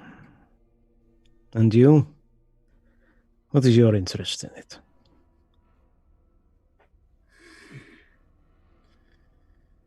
It is not my interest, it is the king's. But because you are too much of a Uzeatun, you will never know the truth. And despite himself, at that particular insult, there's just a step forward before he arrests himself. Just that brief lapse of control. There you go. Come on. Why? Why do you do it? Your ancestors are my ancestors. We lived our lives in slavery. And you go back to it. For what? This? This felt good. Can you not fight like a true Minotaur without it? This is how weak you are. That you have to turn to dark powers to succeed. It is you who do not understand. It is you who don't get our people. We live by this. This is what we were made for. Once, things have changed. Much has changed. A shame that you have done the same.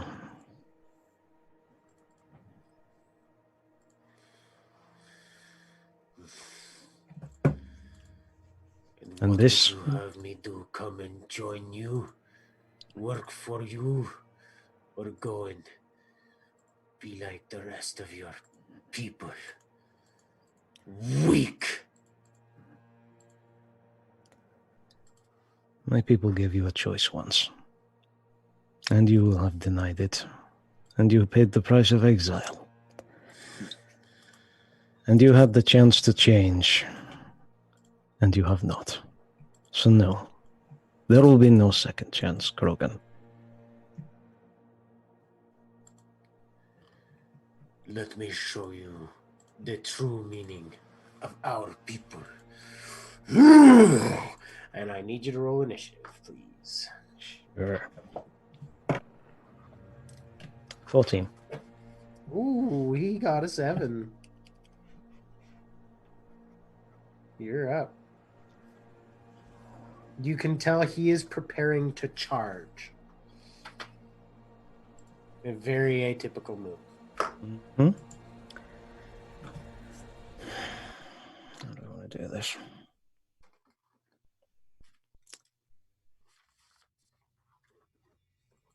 I think Atrius is going to charge of his own accord, but rather than lowered horns, shield up, weapon in hand. Okay. And just look to kind of counteract and take the blow on the shield and use that opening, and it might try and cause an opening in essence, to swing with his own hammer and get a blow in as this kind of point of impact happens. All right. So you run in, impacting him with his shield. He rolled a strength saving throw and got a 22. So you don't quite put him off balance, but you can still attack if you so wish. Okay. That's a 12. A 12. A 12 will not hit. I do have extra attack. Okay. That's a little bit better. That's an 18. An 18 will hit. Okay. So let's have a look. How many? Oh, that's a full 8 for the damage plus 5. So a grand total of 12. Perfect. As he kind of charges into battle, you just hear this roar from Atrius of Corte!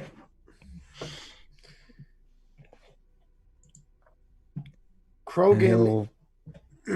Go ahead. It's fine. He'll just kind of use that opening he scores just to kind of push away a little bit and take that step back just to kind of open a little bit of space between them. Okay. Krogan's eyes fill with even more rage, and he is going to recklessly attack you. That is a 22 to hit. Yeah, that'll do. And you are going to...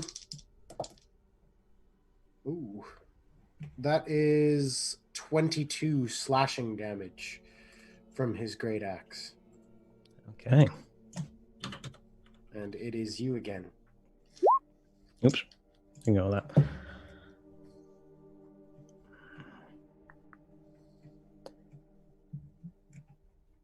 So Atrius takes the hit, and it's going to be difficult to see purely because of the dark vision goggles.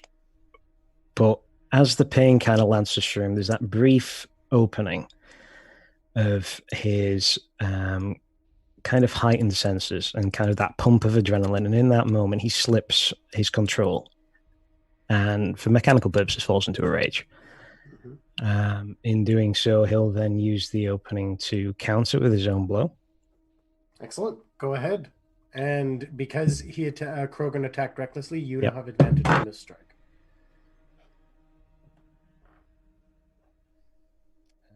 Would be 19 with...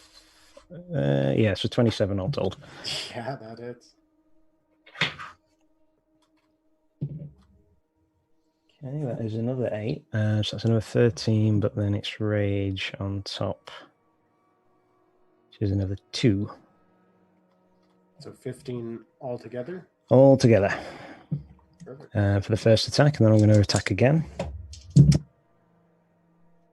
And that is a nat 20 and a 16 with the advantage. Very nice.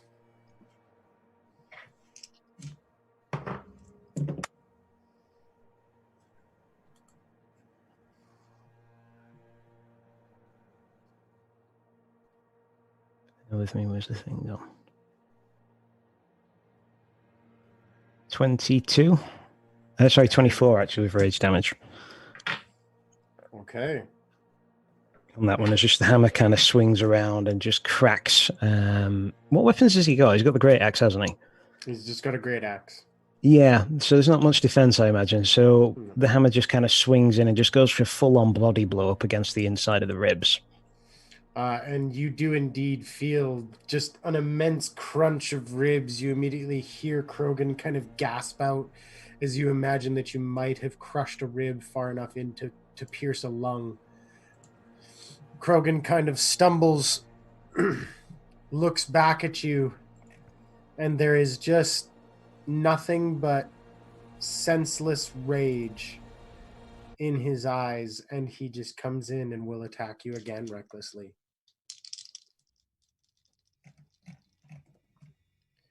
Wow, that's kind of crap. That is going to be a 15 to hit you. 15 doesn't hit, actually, Oh, which is nice. So he brings the axe head in for this grand blow, but very quickly you just twist the hammer up, pull your shield up, bring the hammer back inside, and just rings out like this glorious bell.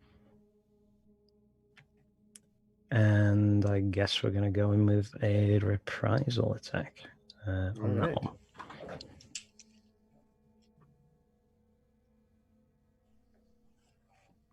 So that's a 19 on the first one. 19 hits.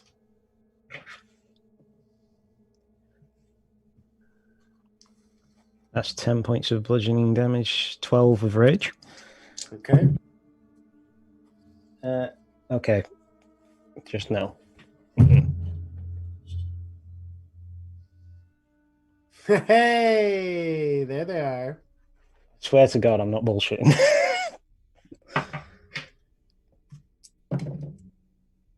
So that's 7 and 4. So that's 11 plus another 10 plus 2, so 23. What does this look like as you strike this figure down? Honestly, it's kind of the shield comes up to block that initial blow. And as it does so, one swing of the hammer comes in and just cracks against the arm that's holding the great axe, just up against the base of the elbow and shatters that, in essence. And in the opening that follows, the hammer comes up and then cracks forward, straight in for the chest, just to kind of amplify that further bit of damage. And just for flavor's sake, I'm going to say that Atrius is aiming for this corrupted 2 in the center. Okay. It is very strange because the rest of you watch as for the briefest of moments, it almost seems like Atrius's hammer leaves a water trail behind. And then smack! It is this thunderous, horrendous crack. As Atrius, it almost feels like there's nothing there. You feel your hammerhead sink into material. And then you draw back. Krogan stares at you for the briefest of moments. But it's just nerves firing. As he does, Atrius is just eye contact briefly with him. And just under his breath, pitched low enough that nobody else really... I mean, by all means try, but not really aim for anybody else to pick up. Usanye, you dickot. Lael would probably hear that. Nobody else. Actually, Zirin shares... Actually, Zirin's is higher. I would say Zirin and Lael heard it.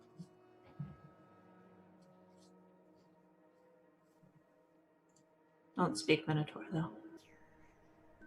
I'll have you note they're exactly the same. Who is? Our passive perceptions are the same. Zirin's is not higher. They're the same. Are you 14?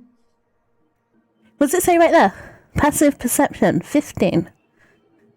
Oh, I don't know why I have 14. Yeah, it's because when you probably last asked me, I didn't level up. Well, then it's your fault still.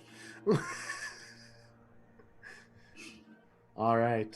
But you've all just watched this happen. Atrius, this figure falls before you. He just pulls the hammer back, and just the chest is heaving a little bit. And it takes a moment or two for him to kind of bring himself back under that control, and it's a clear and evident effort, particularly with the heady scent of blood and gore that's kind of in the nostrils amidst all this.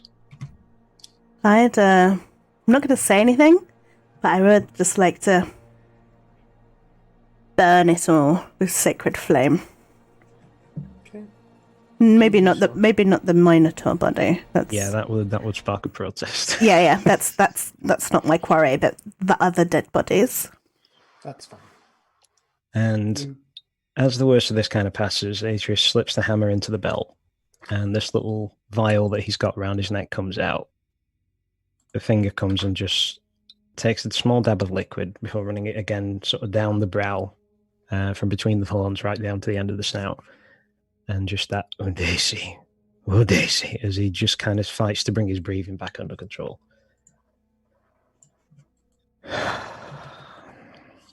And he looks disappointed, honestly.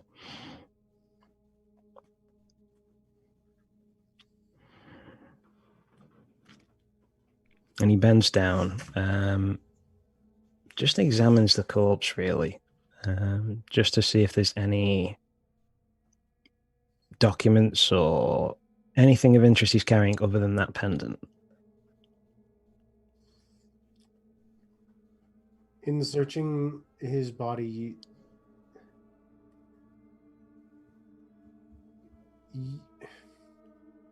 you get the sense that maybe perhaps you might have found something. But now he was just almost mindless. Carried nothing. Not even food.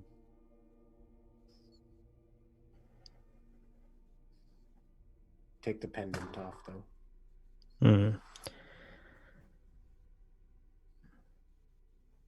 Are you alright, Atrius? Physically, yes. I mean, he got a good shot in, but I've had worse.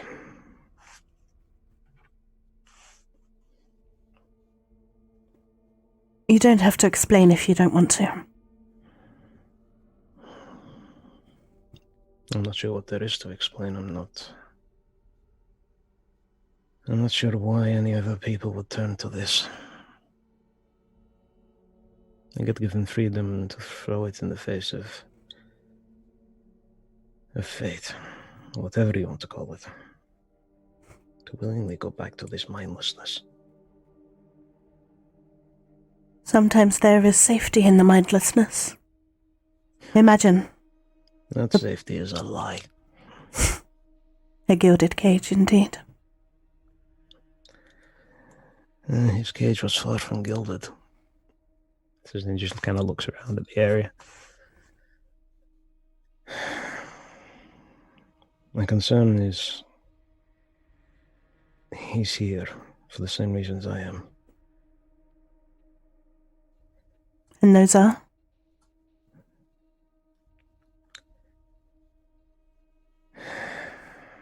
And he takes a step or two away. He takes what's the ground like? Is it just stone, flagstones?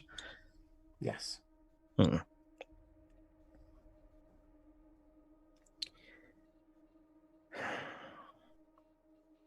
He takes a step or two away, just to somewhere that's kind of been cleared by your sacred flame efforts, I guess. He goes to stand amidst the ashes, just to kind of give himself a bit of distance from it. I haven't exactly been honest with you. It wasn't a shipwreck that brought me here, it was deliberate. You wrecked the ship on purpose? No, the ship was never wrecked.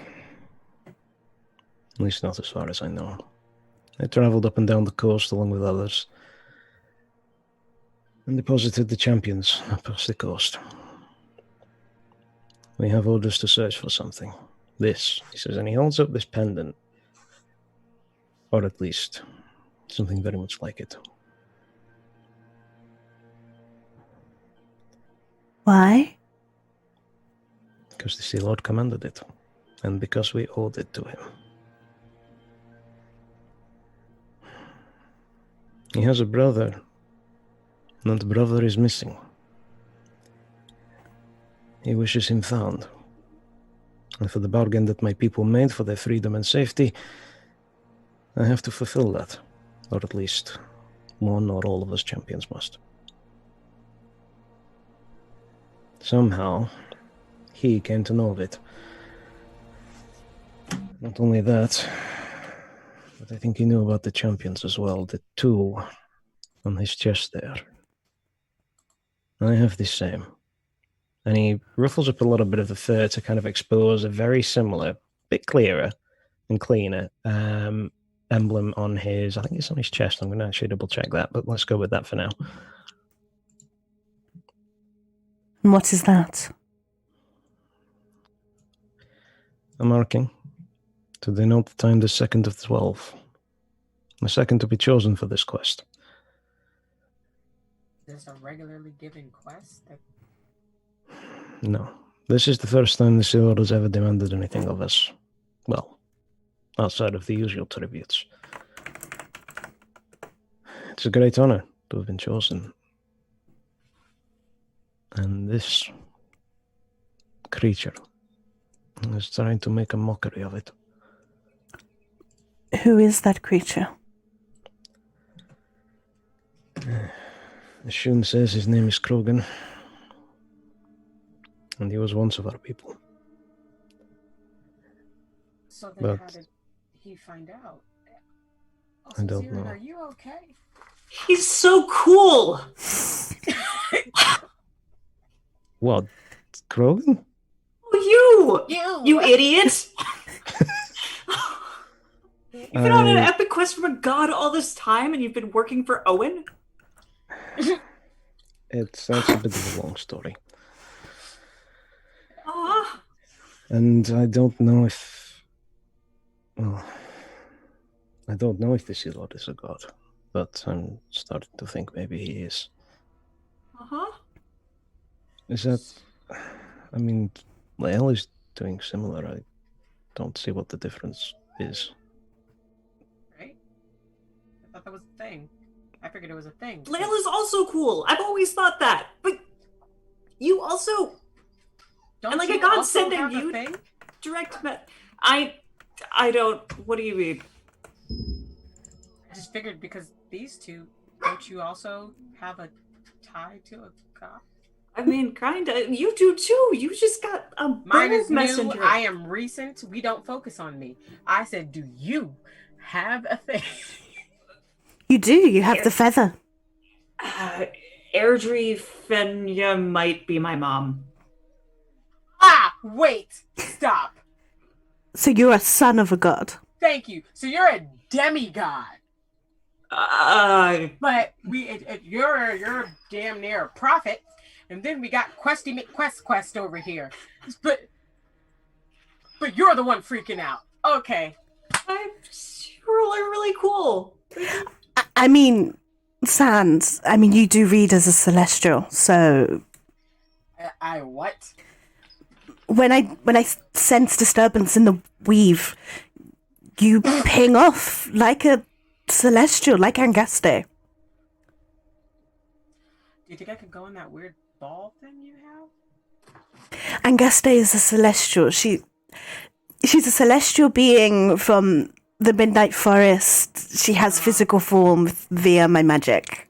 And it reads as a celestial. So if I Yes. also, could I go in the ball? Could I go in the ball? I'm sorry. Do I read like that as well? Let me double check. Okay, I cast Divine Senses.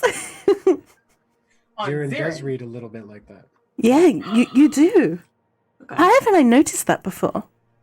I'm usually behind you. By a lot. So you wait, Also Sans. next to Sand a lot of the time too. Sans. You said that Odin is the All-Father. Is Odin your father? Odin is not my father. But you read as a celestial. And he is the All-Father, Father of all things. Not just everything except for sand. Okay, so then technically yes, but then if that's the case, technically he's also yours. I'm a drow. That's not possible.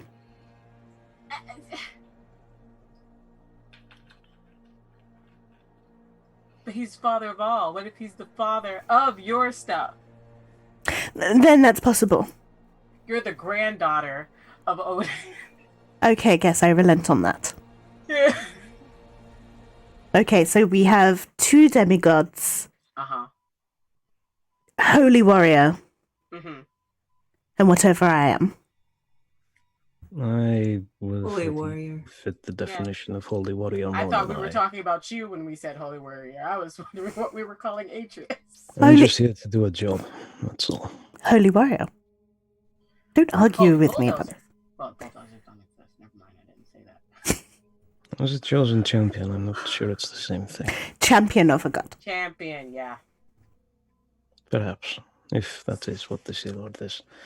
Celestian. Champion. I don't know which one. Celestian, that's a good name.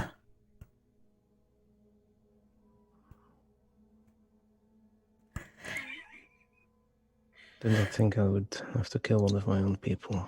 Oh, right, something heavy. I'm sorry. I'm really sorry. I get a little excited sometimes. It's good to see in its own ways, Eden.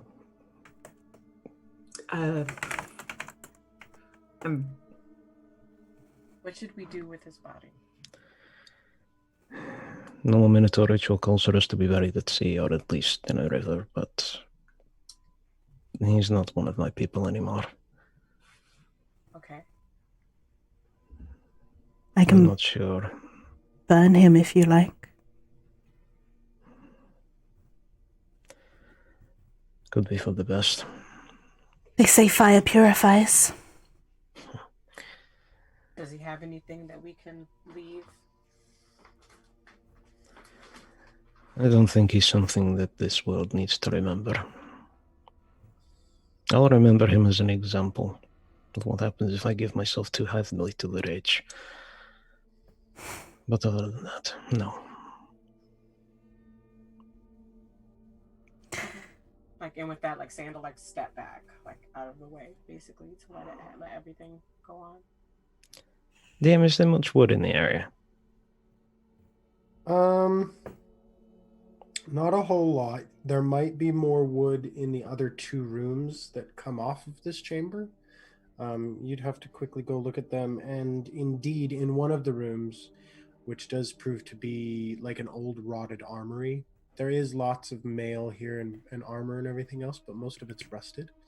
So you can kind of get all of the crap off, and you pull out some of the armor stands and everything else, and it would give you a decent amount of wood. He'll wave off Lael's magic. I'd prefer to do this without that, if it's all the same to you. We have oil. It would help with the wood. I technically didn't say I put Angaste back, so DM, I go to Angaste and her pack, and I'd like to get out the oil that I have, the lantern oil. Just, I think I've got 5 bottles of it, but I'm just going to hand over 1. Should be enough. Okay. And just for Angaste convenience, rather just than bringing wonders the wood curiously. in. You're going to take the body into the armory? Yeah. Okay. This is an enclosed space, by the way.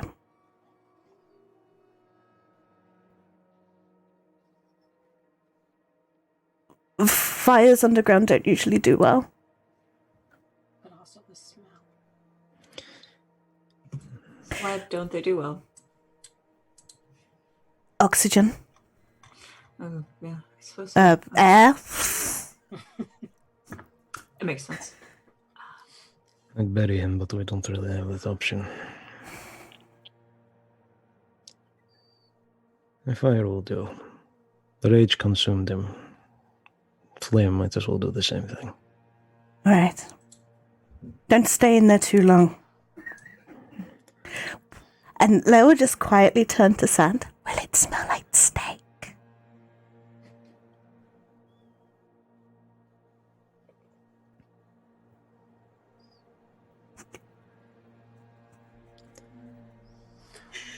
heard a buffalo come down my steps. So, while Atrius is preparing the pyre, Zirin, you end up just taking a glance into the other room. And you see in that other room what appears to be another one of those weird arches.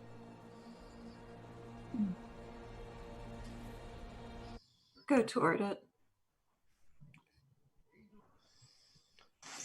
You can see that there is, again, this strange arch, much like the ones you've seen before. The keystone of this arch is carved with the symbol of a rust monster. The face of the arch, seemingly this almost strange mirror, very tarnished mirror.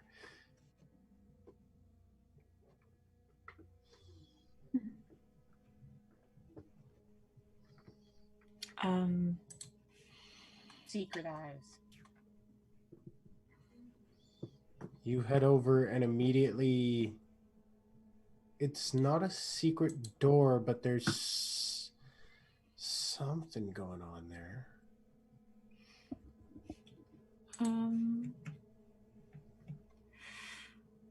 Why not? I cast Identify. Ooh. Okay.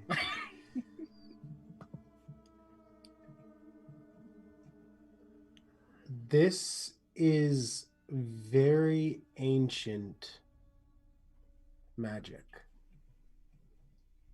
Perhaps Netherese, but you're not sure. You know that this is an archgate, meaning this has a twin somewhere. It almost seems to reveal to you that it's lower. It's twin. You know the trigger to this gate, and that is touching the arch with a non-magical item made entirely of ferrous metal, which the gate will consume. You get the sense that once that happens, the gate is activated and a person can go through it. Okay.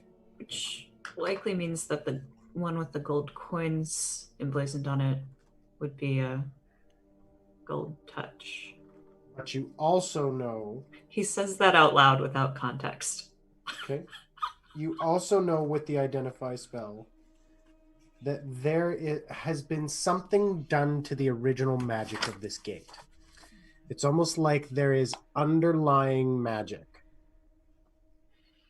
compounded in this gate, and you're not quite sure what it is, but having experienced it, you might imagine it had something to do with that rune you saw. Mm. Got it. I think I know how this works.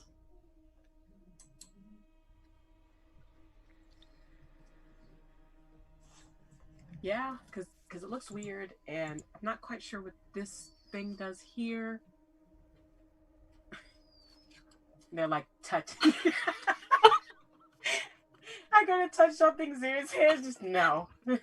Stop. Oh. And he'll take out. He's got a set of iron manacles on him, and he'll just use that to touch the door, or the mirror. Okay. Immediately, the mirror almost seems to liquefy and become this suspended liquid.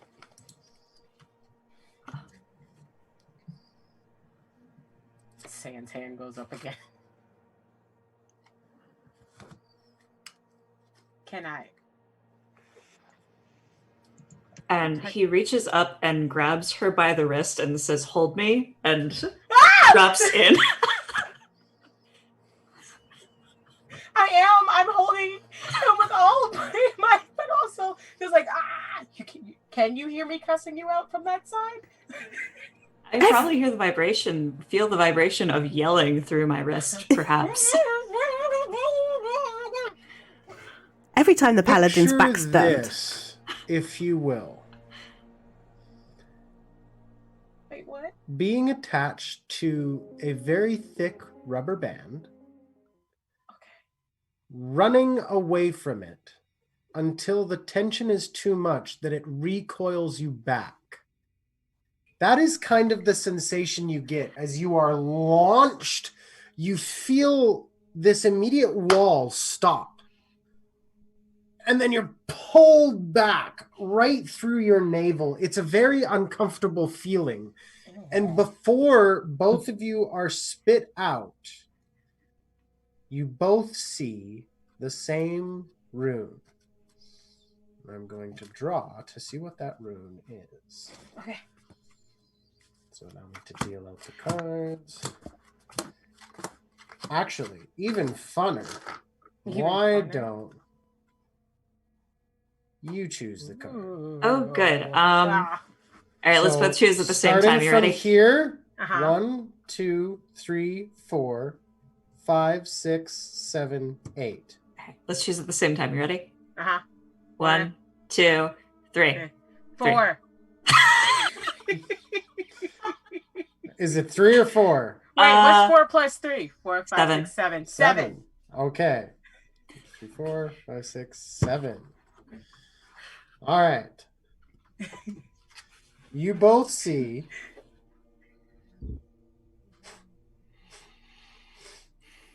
okay. You both see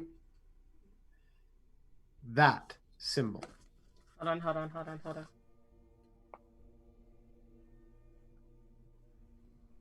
Got it. I feel like it's asking me the square root of my existence, and I don't like it. And I need you both to make wisdom saving I throws, knew it. please. I felt it coming. Got A wisdom save? Mm-hmm. Don't know why I looked it up. Goddamn 0. 19. Oops, sorry. Okay. You come out completely tied up in a like in a ridiculous cylinder. It is like you have no way to move. It's just like this rope has been comically wrapped around you. Like a yo-yo. like a yo-yo. Are we like back to back like in a movie? Yes. I've made Tom and Jerry references before, but come on. Emperor's New Groove, when they're just connected to the thing going over the waterfall. Oh, no. We have the Hanna-Barbera or whatever it is, the sound effects, as you Yes. two just kind of move on tiptoes.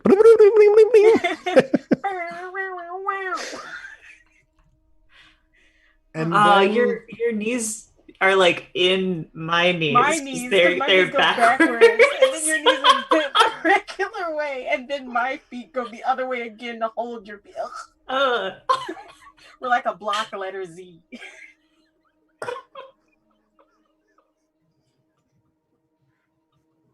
I'm so sorry. it's okay. Okay, no go.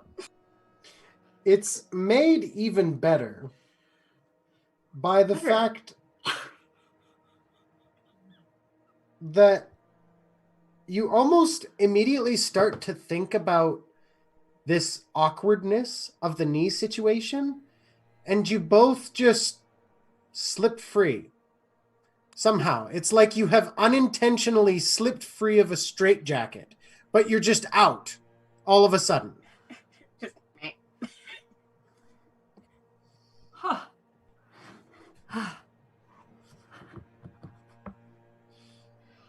All right, this time you hold me. I'm not gonna do that. But Sand is gonna back away, and like they're still holding on to Zarin, take him back with them, just like. Why did you go in with me? I didn't mean to. It was just a pull, and then I was trying to hold on, and I was in. Okay, all right. Zarin, what spells do you have? Good question. Do you want all of them? Here, all of this stuff. Just answer me, do you have knock? I have it on the spell list. You become acutely aware of the fact that you now know that spell for some reason. Oh. And more importantly, you feel like you could cast it at will. Oh.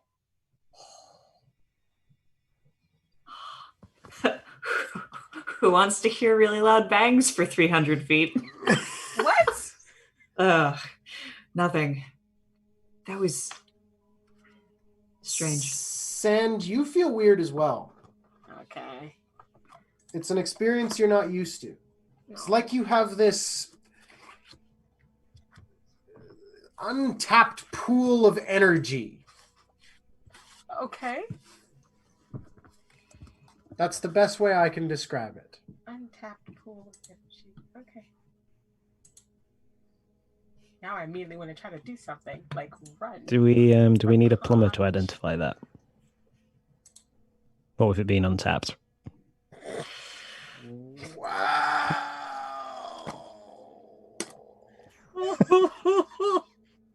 Oh. I'm not apologizing. I'm not. I feel attacked. Oh boy. Okay. Just writing down my notes. It's fine. Where would you The like guy to called go from Mario. Is the mirror still standing? Yeah, just so like Yeah, wiggle in and fact, stuff. it is still very much waving.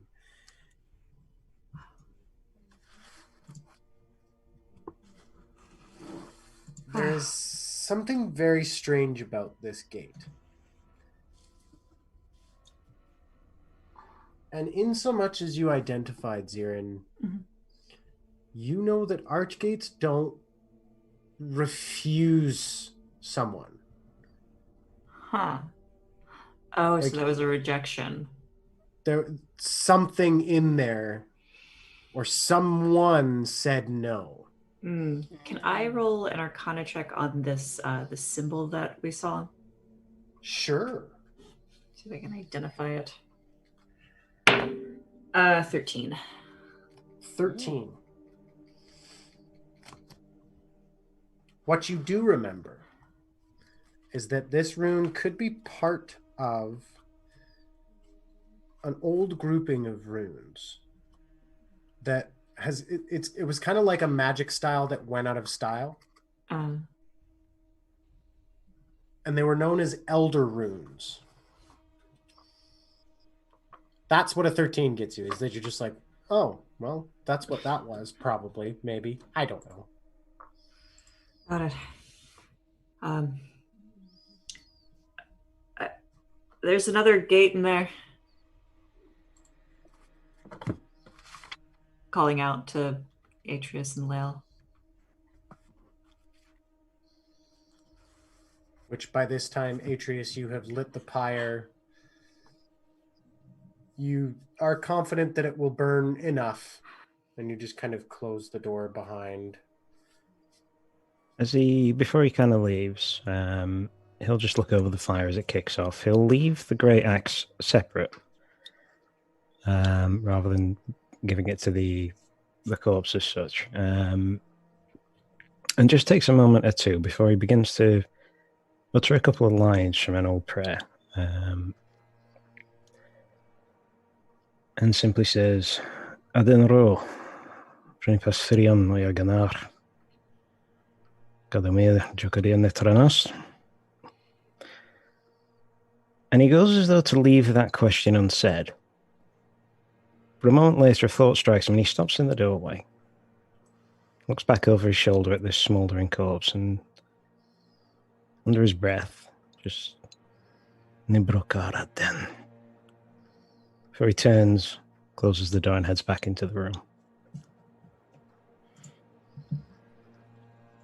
If you want to know what Atrius is speaking, we do have a Patreon with the language sheet up there for those interested.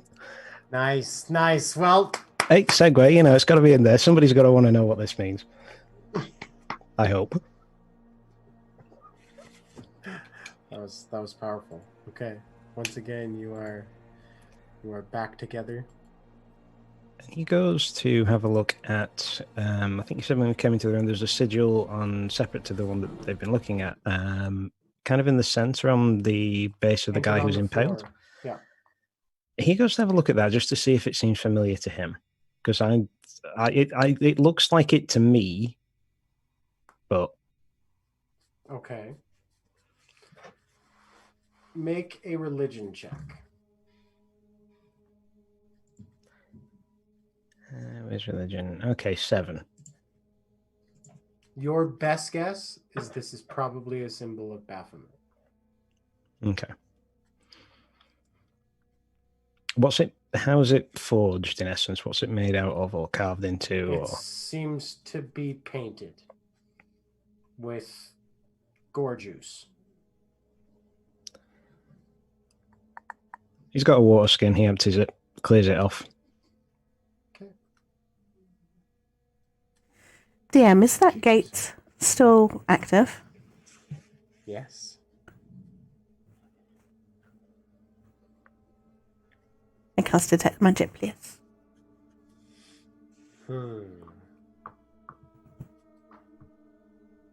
It is a mixture of transmutation, Mm-hmm. enchantment, Mm-hmm. conjuration. Mm-hmm. There is a weird part of abjuration where it's almost like it is a part of the gate, but not a part of the gate. And then there's a weird aura you don't recognize. Is it a weird aura that I might have seen before, like when I had a flash of ancient magic on a roof not too long ago?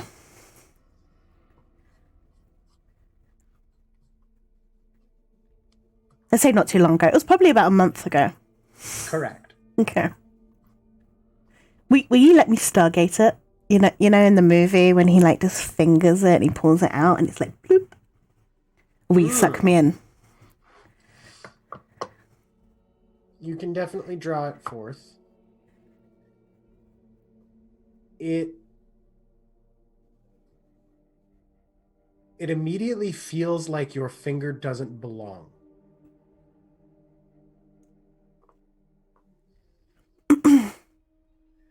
Like almost like the liquid is telling you no.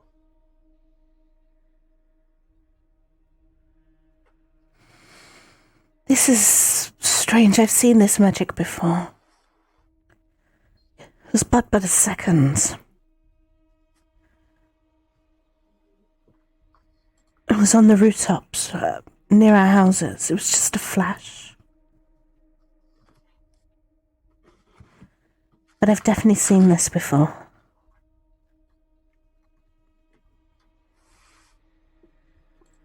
Huh. Well, it's a gate. It goes somewhere to the lower levels, maybe. Didn't see anything really when I tried to go in. Sam, did you see anything except for and he'll draw the rune out for Lael. Except for that. No, that's what I saw too, and also void. But then we were out. Yeah. We went in. It did this weird pull thing, like in my spine, but through. That's generally what teleportation feels like. Like every time. It's like this gate is saying no. It is saying no. We are not the people who are meant to use it. Okay. So let's move it. Are those the people that are meant to use it? And he just indicates the sigil of the rust monster above it. No, that's actually, it appears to be some kind of clue as to how to open it. This one, for example, can be opened by touching it with a non-magical iron item of some kind. which I destroyed my manacles, but activated it. So the other one that you two found probably opens up by gold. The first one we found was a little bit chaotic. It opened up by magic. I expended some magic to open it. But that one didn't reject us. We teleported somewhere. Wait, there's a place called Starport, right? Is there? I think we teleported to Starport. Just to clarify. Yeah, please. The door rejected you as well. Yeah. Every gate you've encountered in this place has rejected you. Where you're getting Starport was where you saw the cross section of Undermountain, right? Yes. When you met Hal. Mm-hmm. And Starport was one of the levels. Star Dock is actually what it's called. Stardock, Okay. thank you. Down lower. Appreciated. No worries. No, I mean, we didn't really see anything when we went in this time. But when we went into that first gate, we definitely were someplace else before we were rejected. So that's... So we know one of the gates works. It's a return to sender deal. Do you If you think... Oh, please, Atrius. If you were to go through them, do you think you could get back? Assuming that there's another archgate there. Yes. Is it not guaranteed? So this one needs to be opened by a key.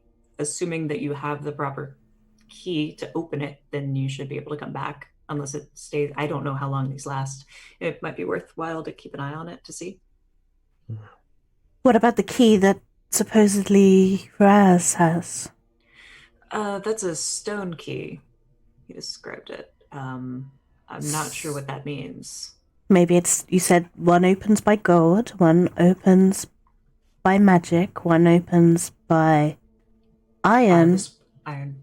Yeah, maybe. Then there may be another gate with stone. That could be true. But these seem to open by raw elements or materials. So just having a stone might be the... Oh my god. And he pulls out the wand that he took off of him earlier. I don't know what kind of wood this is. Maybe there does have to be like a particularity to this. May I look at the wand? Yes, please. Is this the kind of wood that you get from special wood mushrooms? Yes, it is indeed Zirkwood. Thank you.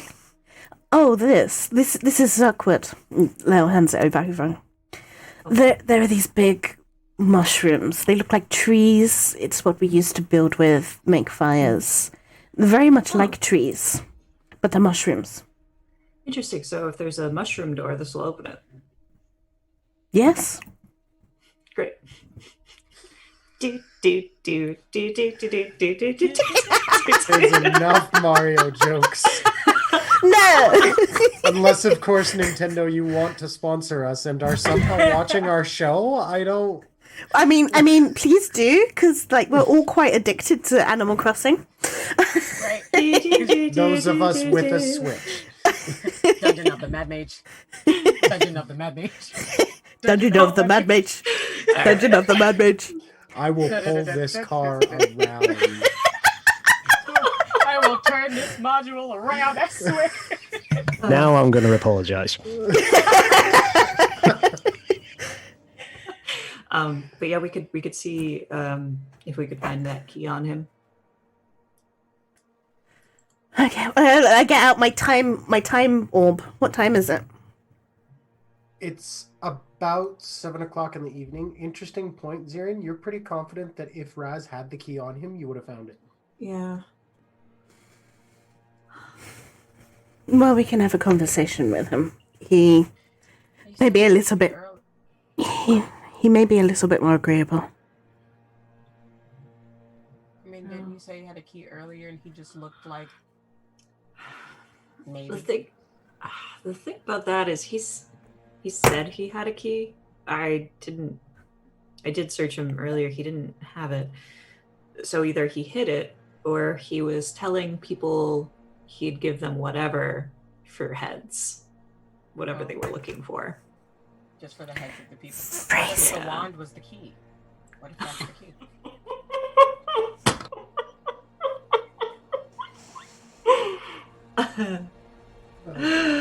I'm 12. Anyway, sorry. Sand, what were you saying? I was saying, what if the wand was the key?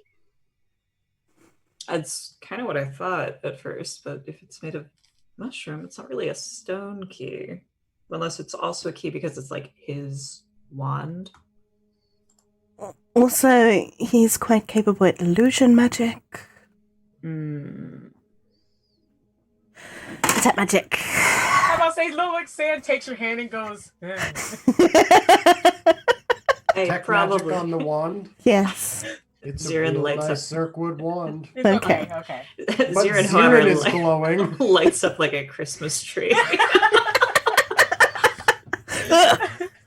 Right, Sand is just like, no! With Lael's hand. Can you see my wings when you use detect magic and look at me? Can I see Zirin's wings when I look at detect magic and look at Zirin? They honestly look like they're made of pure fucking glitter. I can't see that. Only Lael can see that. It's amazing. You're just like, my eyes. And I'm like, get closer. It's not working.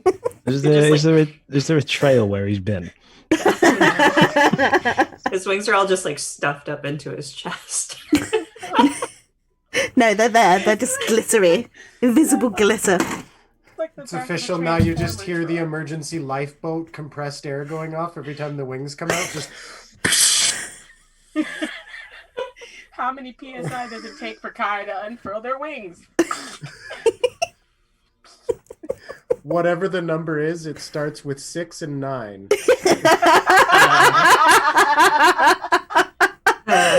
Oh god. Okay. Okay, DM, we're gonna head back. Yes. We're gonna head back to that because it's evening time. Okay, so you're heading back. You're not going to continue on to find more of the level, or are you indeed heading back? I'm okay with either, whichever one. Just Back. yeah, let's head back. It's getting nighttime. We haven't had a decent meal. Very true indeed. You head back. You find the goblin tribe now with building materials, working away, and it doesn't take very long. About half an hour before a goblin comes running in and just like panting says, "They're here!" And then like runs back out.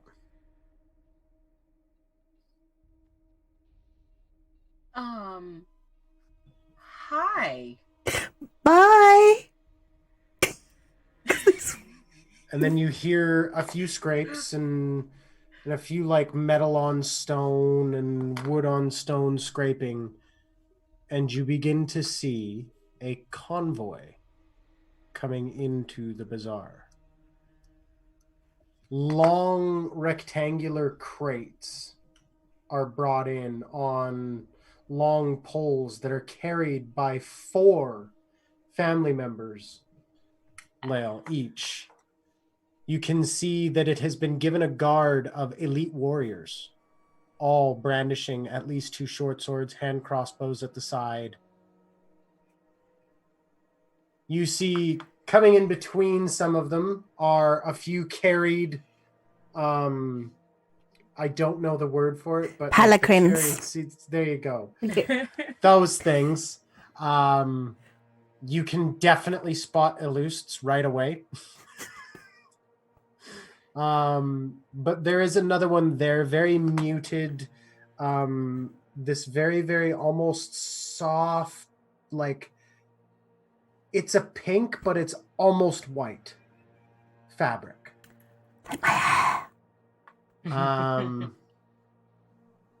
And you also see as there are a couple of lizards that come down, mounted with more elite warriors and more supplies. You immediately see as crowbars are set into crates, and you watch as farming implements piled dirt, timber is brought down, food, medicine, bandages, poultices, everything and anything an outpost needs to survive. And very quickly, House Torvir begins giving out and spreading out. You actually watch as the crates are emptied.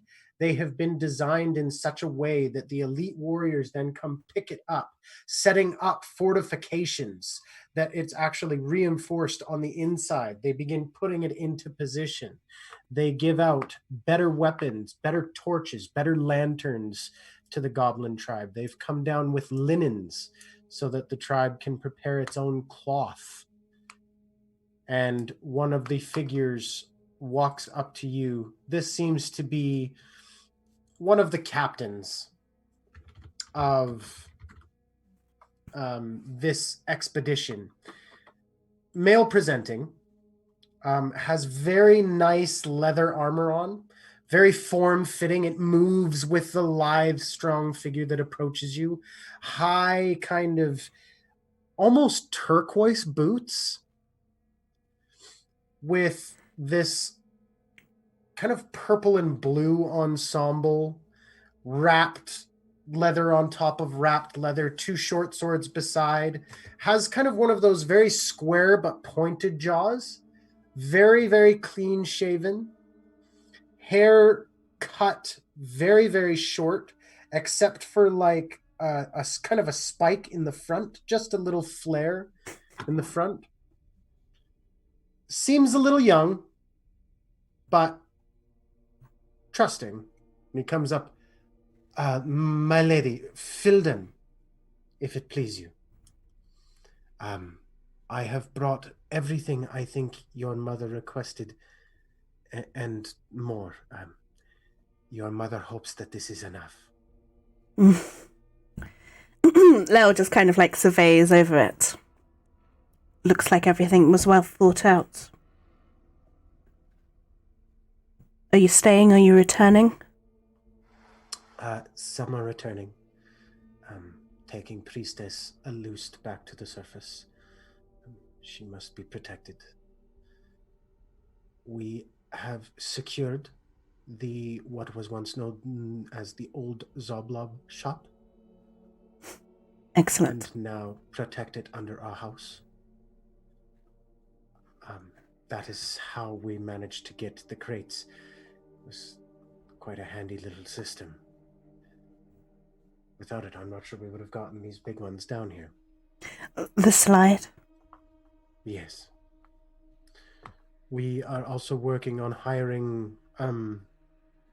we followed in your footsteps and hired Ginge, the dwarf, to carve us some steps to allow safe travel. And will allow, and turns to Narilla, who is walking up to you, and will allow your people as well to come up and set up shop and shop for themselves. Matron Torvir has told me to grant unto you this gift. And a chest is opened up with quite a lot of dragons inside. Narilla's eyes open wide.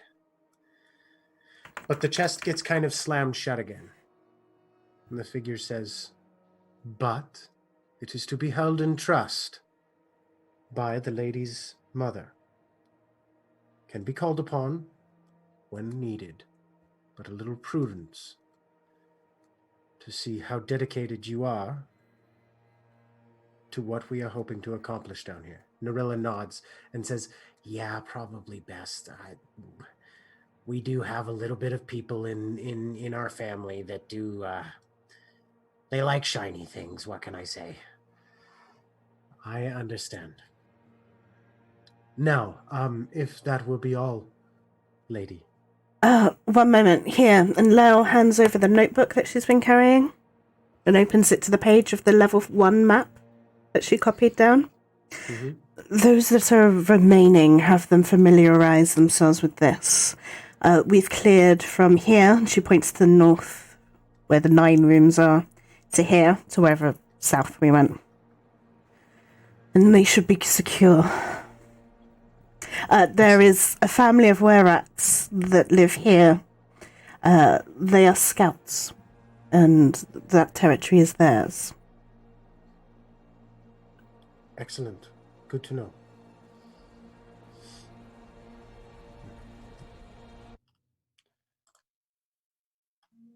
Sarathra, you see another figure come up, pulling off this kind of mask. It is this very strong, feminine presenting face that appears before you. No degree of makeup, but not overly needed. The face has its very own beautiful natural contour. The mouth very grim-lipped, all business. She has this beautiful ornate braid on the side of her head that sits very, very tight to the side of her head, and then the rest of her hair just kind of cascades off the side and to the back. She too wears the same kind of very tight leather armor. It's very atypical for, you know, your kind of rudimentary forces as House Torvir, emblazoned with the moon. She steps up. Yes, what can I do for you? Pass this out. And he takes the information. And you're watching kind of the hierarchical command happen. And then you see walking up, looking around, kind of pleased, is Illust. She is wearing this kind of dark gray traveling ensemble, still kind of wrapped head and everything else in the long flowing drapes. She's kind of rocking the new kind of bell sleeve look of Waterdeep now, kind of flows towards you and, darling, come here. Darling.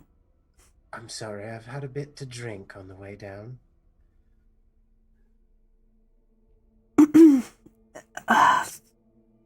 The priestess that's traveling with you, where is she? Oh, she's back there. Okay. Tell me, is there anyone fun here? Actually, I need to speak to you about that. There may be. Well, I'm intrigued, but I guess I should behave myself a little bit. Please. She kind of stands back up and she says, My lady, if it please you, High Priestess Triel. And walking towards you now is a very, very, very, very jet black skinned figure. You've seen her around, of course. She is a part of your family and everything else. Keeps to herself a lot. Very soft. Not a whole lot of experience. A little bit young. Never experienced Menzoberranzan. But wears very much kind of the same as Illust. These long, flowy, drapey robes with a cowl. She actually wears hers kind of just where it's the face. She's kind of got it all covered. She's always been kind of known as the shy one. She approaches... Hello, Dark Song Knight, Lelestre. I greet you. Hey, priestess, I'm glad you came. I thought it high time that I saw the world, and Illust has been talking to me the last couple of days about her own way of knowing the lady. Ah, yes. Is that your way as well? I prefer poetry to song, but I do know the prayers, and I had the honor of leading the grand chorus once. I once danced the lead in The Hunt. I prefer dance to song. Dance is very beautiful. My feet are a little too stumbly for it, I'm afraid. Everyone has their own grace in her light. Indeed. Beaming smile as she truly did. Like, that's... You've kind of just hit, like, her bond within everything, that she does firmly believe that. That there is a different way for everyone. I was told that my services would be required. Yes. I found an exiled male. His name is Shunn. He's been afflicted with a curse. And Lael was just going to have a quick flick round, like, in all the activity. Where is Shunn lurking? You can... Definitely knowing what you're looking for, you find him, and it's really not helping his case. He's kind of back in a corner, tucked all in, looking like a fucking spider. Like, On the wall, just like 2 legs up. Oh my god. He's very young and very inexperienced. Doesn't quite know how to play the game, which is probably how he got himself cursed. And then I gesture to his direction. Come, I will introduce you. Yes, please. She steps with you. Heads over.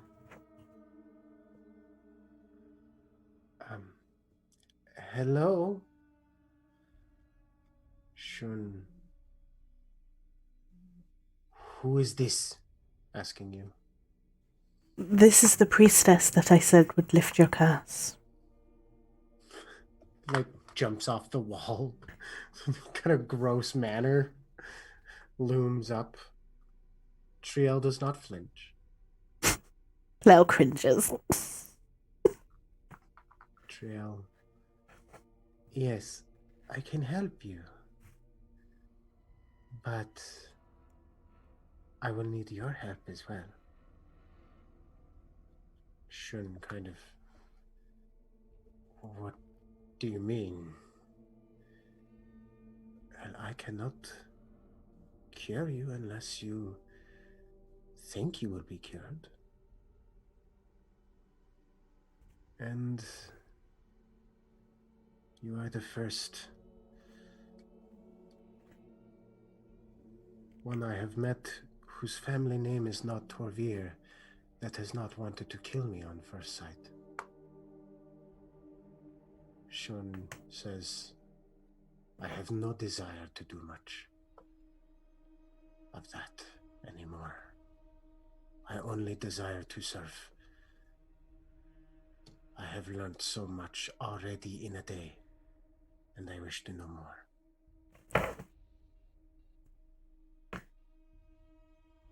Triel says, then come here as a brother. Shunn kind of...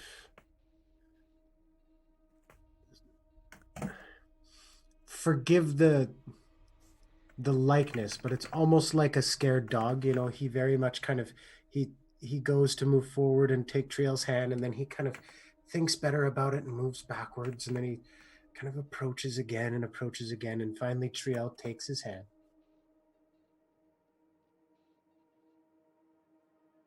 Takes his other hand. Looks deep into his 8 spider eyes. And she asks, may I hug you? Shunn kind of... See, it's a weird question, this weird... There is a lot of things going through his mind right now. As a male drow, he has been asked to consent to have something done to him. And he kind of nods. And she just embraces him. And then you watch as she is immediately engulfed in moonfire that just spreads outwardly from her long flowing hair through and into her back, down her arms in this beautiful spiral that engulfs Shunn. For the briefest of moments, there is fear. Shunn kind of does this very sharp intake of breath, but then he realizes that it's not a harming fire. It's a cleansing fire. It's an antiseptic fire, a cooling fire, and you just see this relief as you watch the kind of mandibles shrink, the eyes slowly closing, the face no longer large and grotesque, and ending in this very beautiful, now coming out this very kind of jet black, but just starting to show a little bit of silver coming through. Shoulder length hair with kind of a middle part. Looks very much kind of like this like 90s professor haircut kind of thing, you know. Has a very rounded jaw, kind of still very rounded face. You know, still got that weird elvish baby face a little bit. But body still lithe and thin. Almost looks way less imposing now, and now you really do kind of see the inexperience in his face, and you can just see tears coming from this very almost beautiful, almost rose petal red now. It's not this kind of searing red that normally you would see. It's taken on this gentler quality of just the adoration that perhaps Elistrae has shown him in this moment. And he's just crying. And Triel looks at him and says, "You are now a part of our family. Do us well. Come." And she kind of waves over, and you can see that there were a couple acolytes that have come along, you know, very young drow females learning the ways of Elistrae, and drow males as well, and all sorts of different acolytes that kind of come forward. And Triel, here, take these. They will fit you better. And she hands him Torvir clothing. And he just embraces her. Huh. And he says, "Thank you, my lady," to you. And he bows low.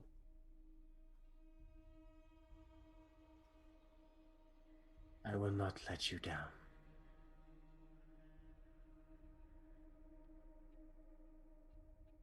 You have already exceeded my expectations. Enjoy your freedom. What a word. And with that, he walks away. And the party has a nice moment where nobody needs to take watch. You are now protected by House Torvir.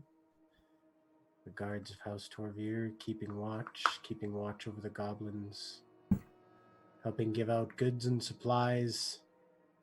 And that's where we'll end today's session. Yay, happy notes.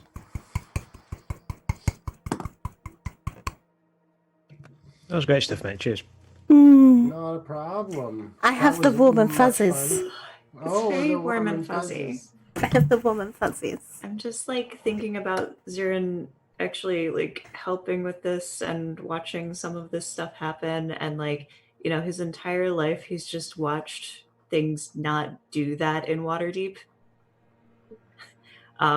Like no help at all for anyone, and he's probably just sitting there thinking, maybe this does matter. Uh-huh.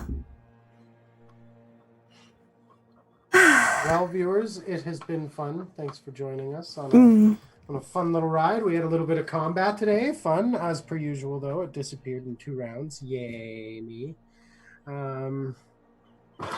I've gotten used to it, though.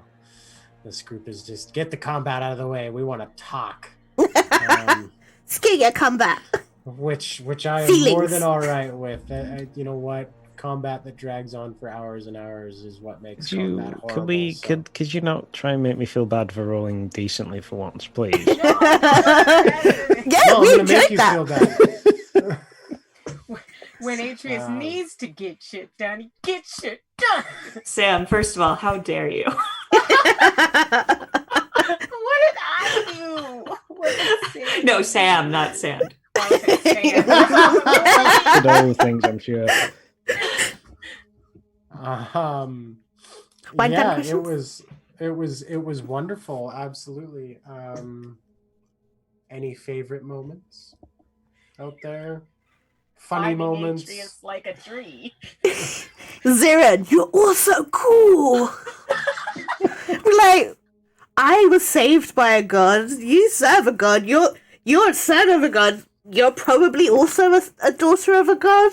Like, you register the same. Stop throwing that out there. No, I'm Excited about things. going to keep saying it. Maybe it'll come true, because as Kim goes, that's a good idea. Nah. No, I'm just gonna do the age-old thing, and every time just claim that I've had this plan the whole time. Exactly. I mean, that's the secret, folks. That's It my is. secret, Cap. I never admit it wasn't my idea. That end scene was really nice. I'm a little bit teary, to be honest. Yeah, the end scene was beautiful. Thank you for that. I think for me, it's got to be the reaction to the plumber joke. That was worth it every second. Dungeon of the Mermaid. Dungeon of the Mermaid. Was that your favorite part? Dungeon of the Mermaid. Dungeon of the Mermaid. Dungeon of the Mermaid. No, wait, here we go. Dungeon of the Mermaid. Yes. My favorite All right, part. well, you might as well do the Star Song now. How are you gonna do that? If we've got I any don't composers, Dungeon of the Wait. We're all going down to the dungeon. Got to find all of the treasure. We just killed a bunch of the bugbears. I want to get over the way there. Don't challenge me. I will just come up with words. if you have any composers in the fans who want to do an 8-bit theme tune for Waterdeep, that'd be fantastic. Yes. Yes, we could do with a theme tune. 8-bit versions of all of us. Oh, we really are a sitcom, aren't we? We're starting to do weird, random episodes. Today, the characters see themselves in clay animation. That yo-yo scene would have been great if it was in clay. Just I also really enjoyed being a drow for the first time. Like an actual drow, drowing it up. Drowning it up. Drowning up. Putting your drow everywhere. I know. So do not ask me why Music Man is stuck in my head. Well, actually, I can tell you it's because of the show Marvelous Miss Maisel. But they do old things in River City, and it's like we're going to we got trouble. Yeah, we got trouble right here in the dungeon. Right here in the dungeon that starts with T and that rhymes with D and that stands for drown. That's I've been stuck on that scene forever. That's when I woke up singing this morning, like, it's Waterdeep Day. And I was like, it's time for trouble. And that starts with T and that rhymes with D and that stands for drown. That stands for drown. I do want to know Chat's favourite moment. Chat, can you tell us your favourite moment? Please. If you've been watching, let us know. That'd be nice. Nah. No what? Yeah. I just put us on for the hell of it. Background noise. The groans that were felt across the world. What's your favorite moment, Kira? Yeah. Yeah. Oh, I don't know. Probably sand climbing your body. It was good. And My you body. giving me this look like, Raising it let like me roll a resist, let me roll a resist. And I was on, just like, just nah, motherfucker, this happening. I mean, hell, if I roll, it's going to happen anyway. So who gives a flying fuck? Oh But you no! did roll, and it did still happen. Exactly, that's my point. Let Really, Sam at least have the illusion of A consent. roll's a protest and nothing more. It's a cardboard sign in front of an 18-wheeler. It's not going to do anything. It was just all I could think of was escape. Tall, help. I enjoyed. Saddest the thing friend is, like, fight. I grew up on a farm, so like picturing a bird on top of a cow was no hard thing for me. So I envisioned every possible iteration that Yeah, I had exactly. ever seen that before. By the end of it, it's just claw on each horn and just like crouch down, like. That unimpressed bovine snout was all I saw. You know, between One day we're gonna get bored, and I'm gonna just start picking up there. I'm gonna just be up there. between this, the scene with the rope, I think this is probably the most Scooby-Doo episode we've ever had. Yes, When we first came down. perfect. Kai, what was your favorite moment? Oh, the friend fight. I like the friend fight. Really? Yeah, it was really good. It A friend fight. wasn't even Friend a fight fight. was good. It was just. Right, that This was- is where I am. This is where I am. Yeah, you know, Are you okay there for us? We were like, we've had a disagreement. I am gonna throw a little bit of shade here, but I was surprised a Brit and an American could have such a Canadian conversation. Well played. It was so polite. It was like, I'm upset. I understand you're upset, but this is why I'm upset. Those are totally fair and logical reasons to be upset. Two Canadians walking toward each other on the road. One of them, they move aside, but only one of them says sorry. Ooh. That was spicy, Kai. You That know, was you spicy. should really see Canadians at automatic doors. It is something spectacular. It's, no, you first. No, you first. No, you first. No, Okay. you, Open no, the I door. insist. No, ladies first, but age before beauty. But no, it's just. I oh, need to man. ask the question. So in England, obviously, this phenomenon where you try and step out of someone's way and you both go the same way. Yeah. What happens in Canada? When that How we get happens. It black never holes. stops. Because it's just. I'm sorry. Like that thing with like butter on the back of a cat, and it just teleports into oblivion. Excuse me. And then Doc Brown comes up and goes, "Holy cow!" The best too is that, you know, it really all the time I used to see it happen, but it always seemed to happen to friends. So they'd both apologize, and then, you know, next minute you'd be seeing them sitting down having a coffee, eating a donut, and talking about hockey. But those were the better days. When we were allowed outside. Just stay home. Oh, I saw something that was like quarantine songs, Disney songs as quarantine songs. Oh. The best. We are not going there. I It was will the pull this best. stream around, god damn it. We would do it in wind down. That'll go on our very We're own just- special we're karaoke just doing a wind videos. down. Oh, we keep saying it. Hey, It's gotta happen. I finished planning it. I know how logistically it's gonna work. Now I just need to set a date. Like, Oh, yeah, give me a then break. that I goes run a well. channel. There's like See? 40 of you. It's like herding cats. Could be more if Well, you meow, meow, participate in a karaoke. Meow, meow, motherfucker. She Oh. said it was like herding cats, and I didn't know what else to say. Oh my. I think with that, everybody, we're gonna go because we're clearly delirious. I mean, we were doing like sexual puns and Mario puns and breaking out into song because clearly we're tired. I mean, for some of us, that's just Saturday. I didn't This mean to make any is sexual Waterdeep puns. Saturday. It just happens. With that, viewers, we love you. Thanks for joining us. Thanks for being here. We didn't see any of your favorite moments, but if you think of them later, you can tag all of us on Twitter and let us all know. We'd love to hear it. We're going to go down into our private wind down and sing beautiful Disney songs about being quarantined and all that good stuff.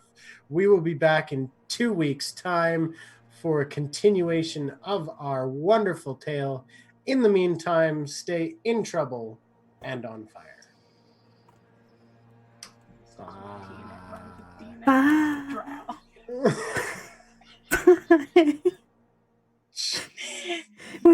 We're not clear yet. I know.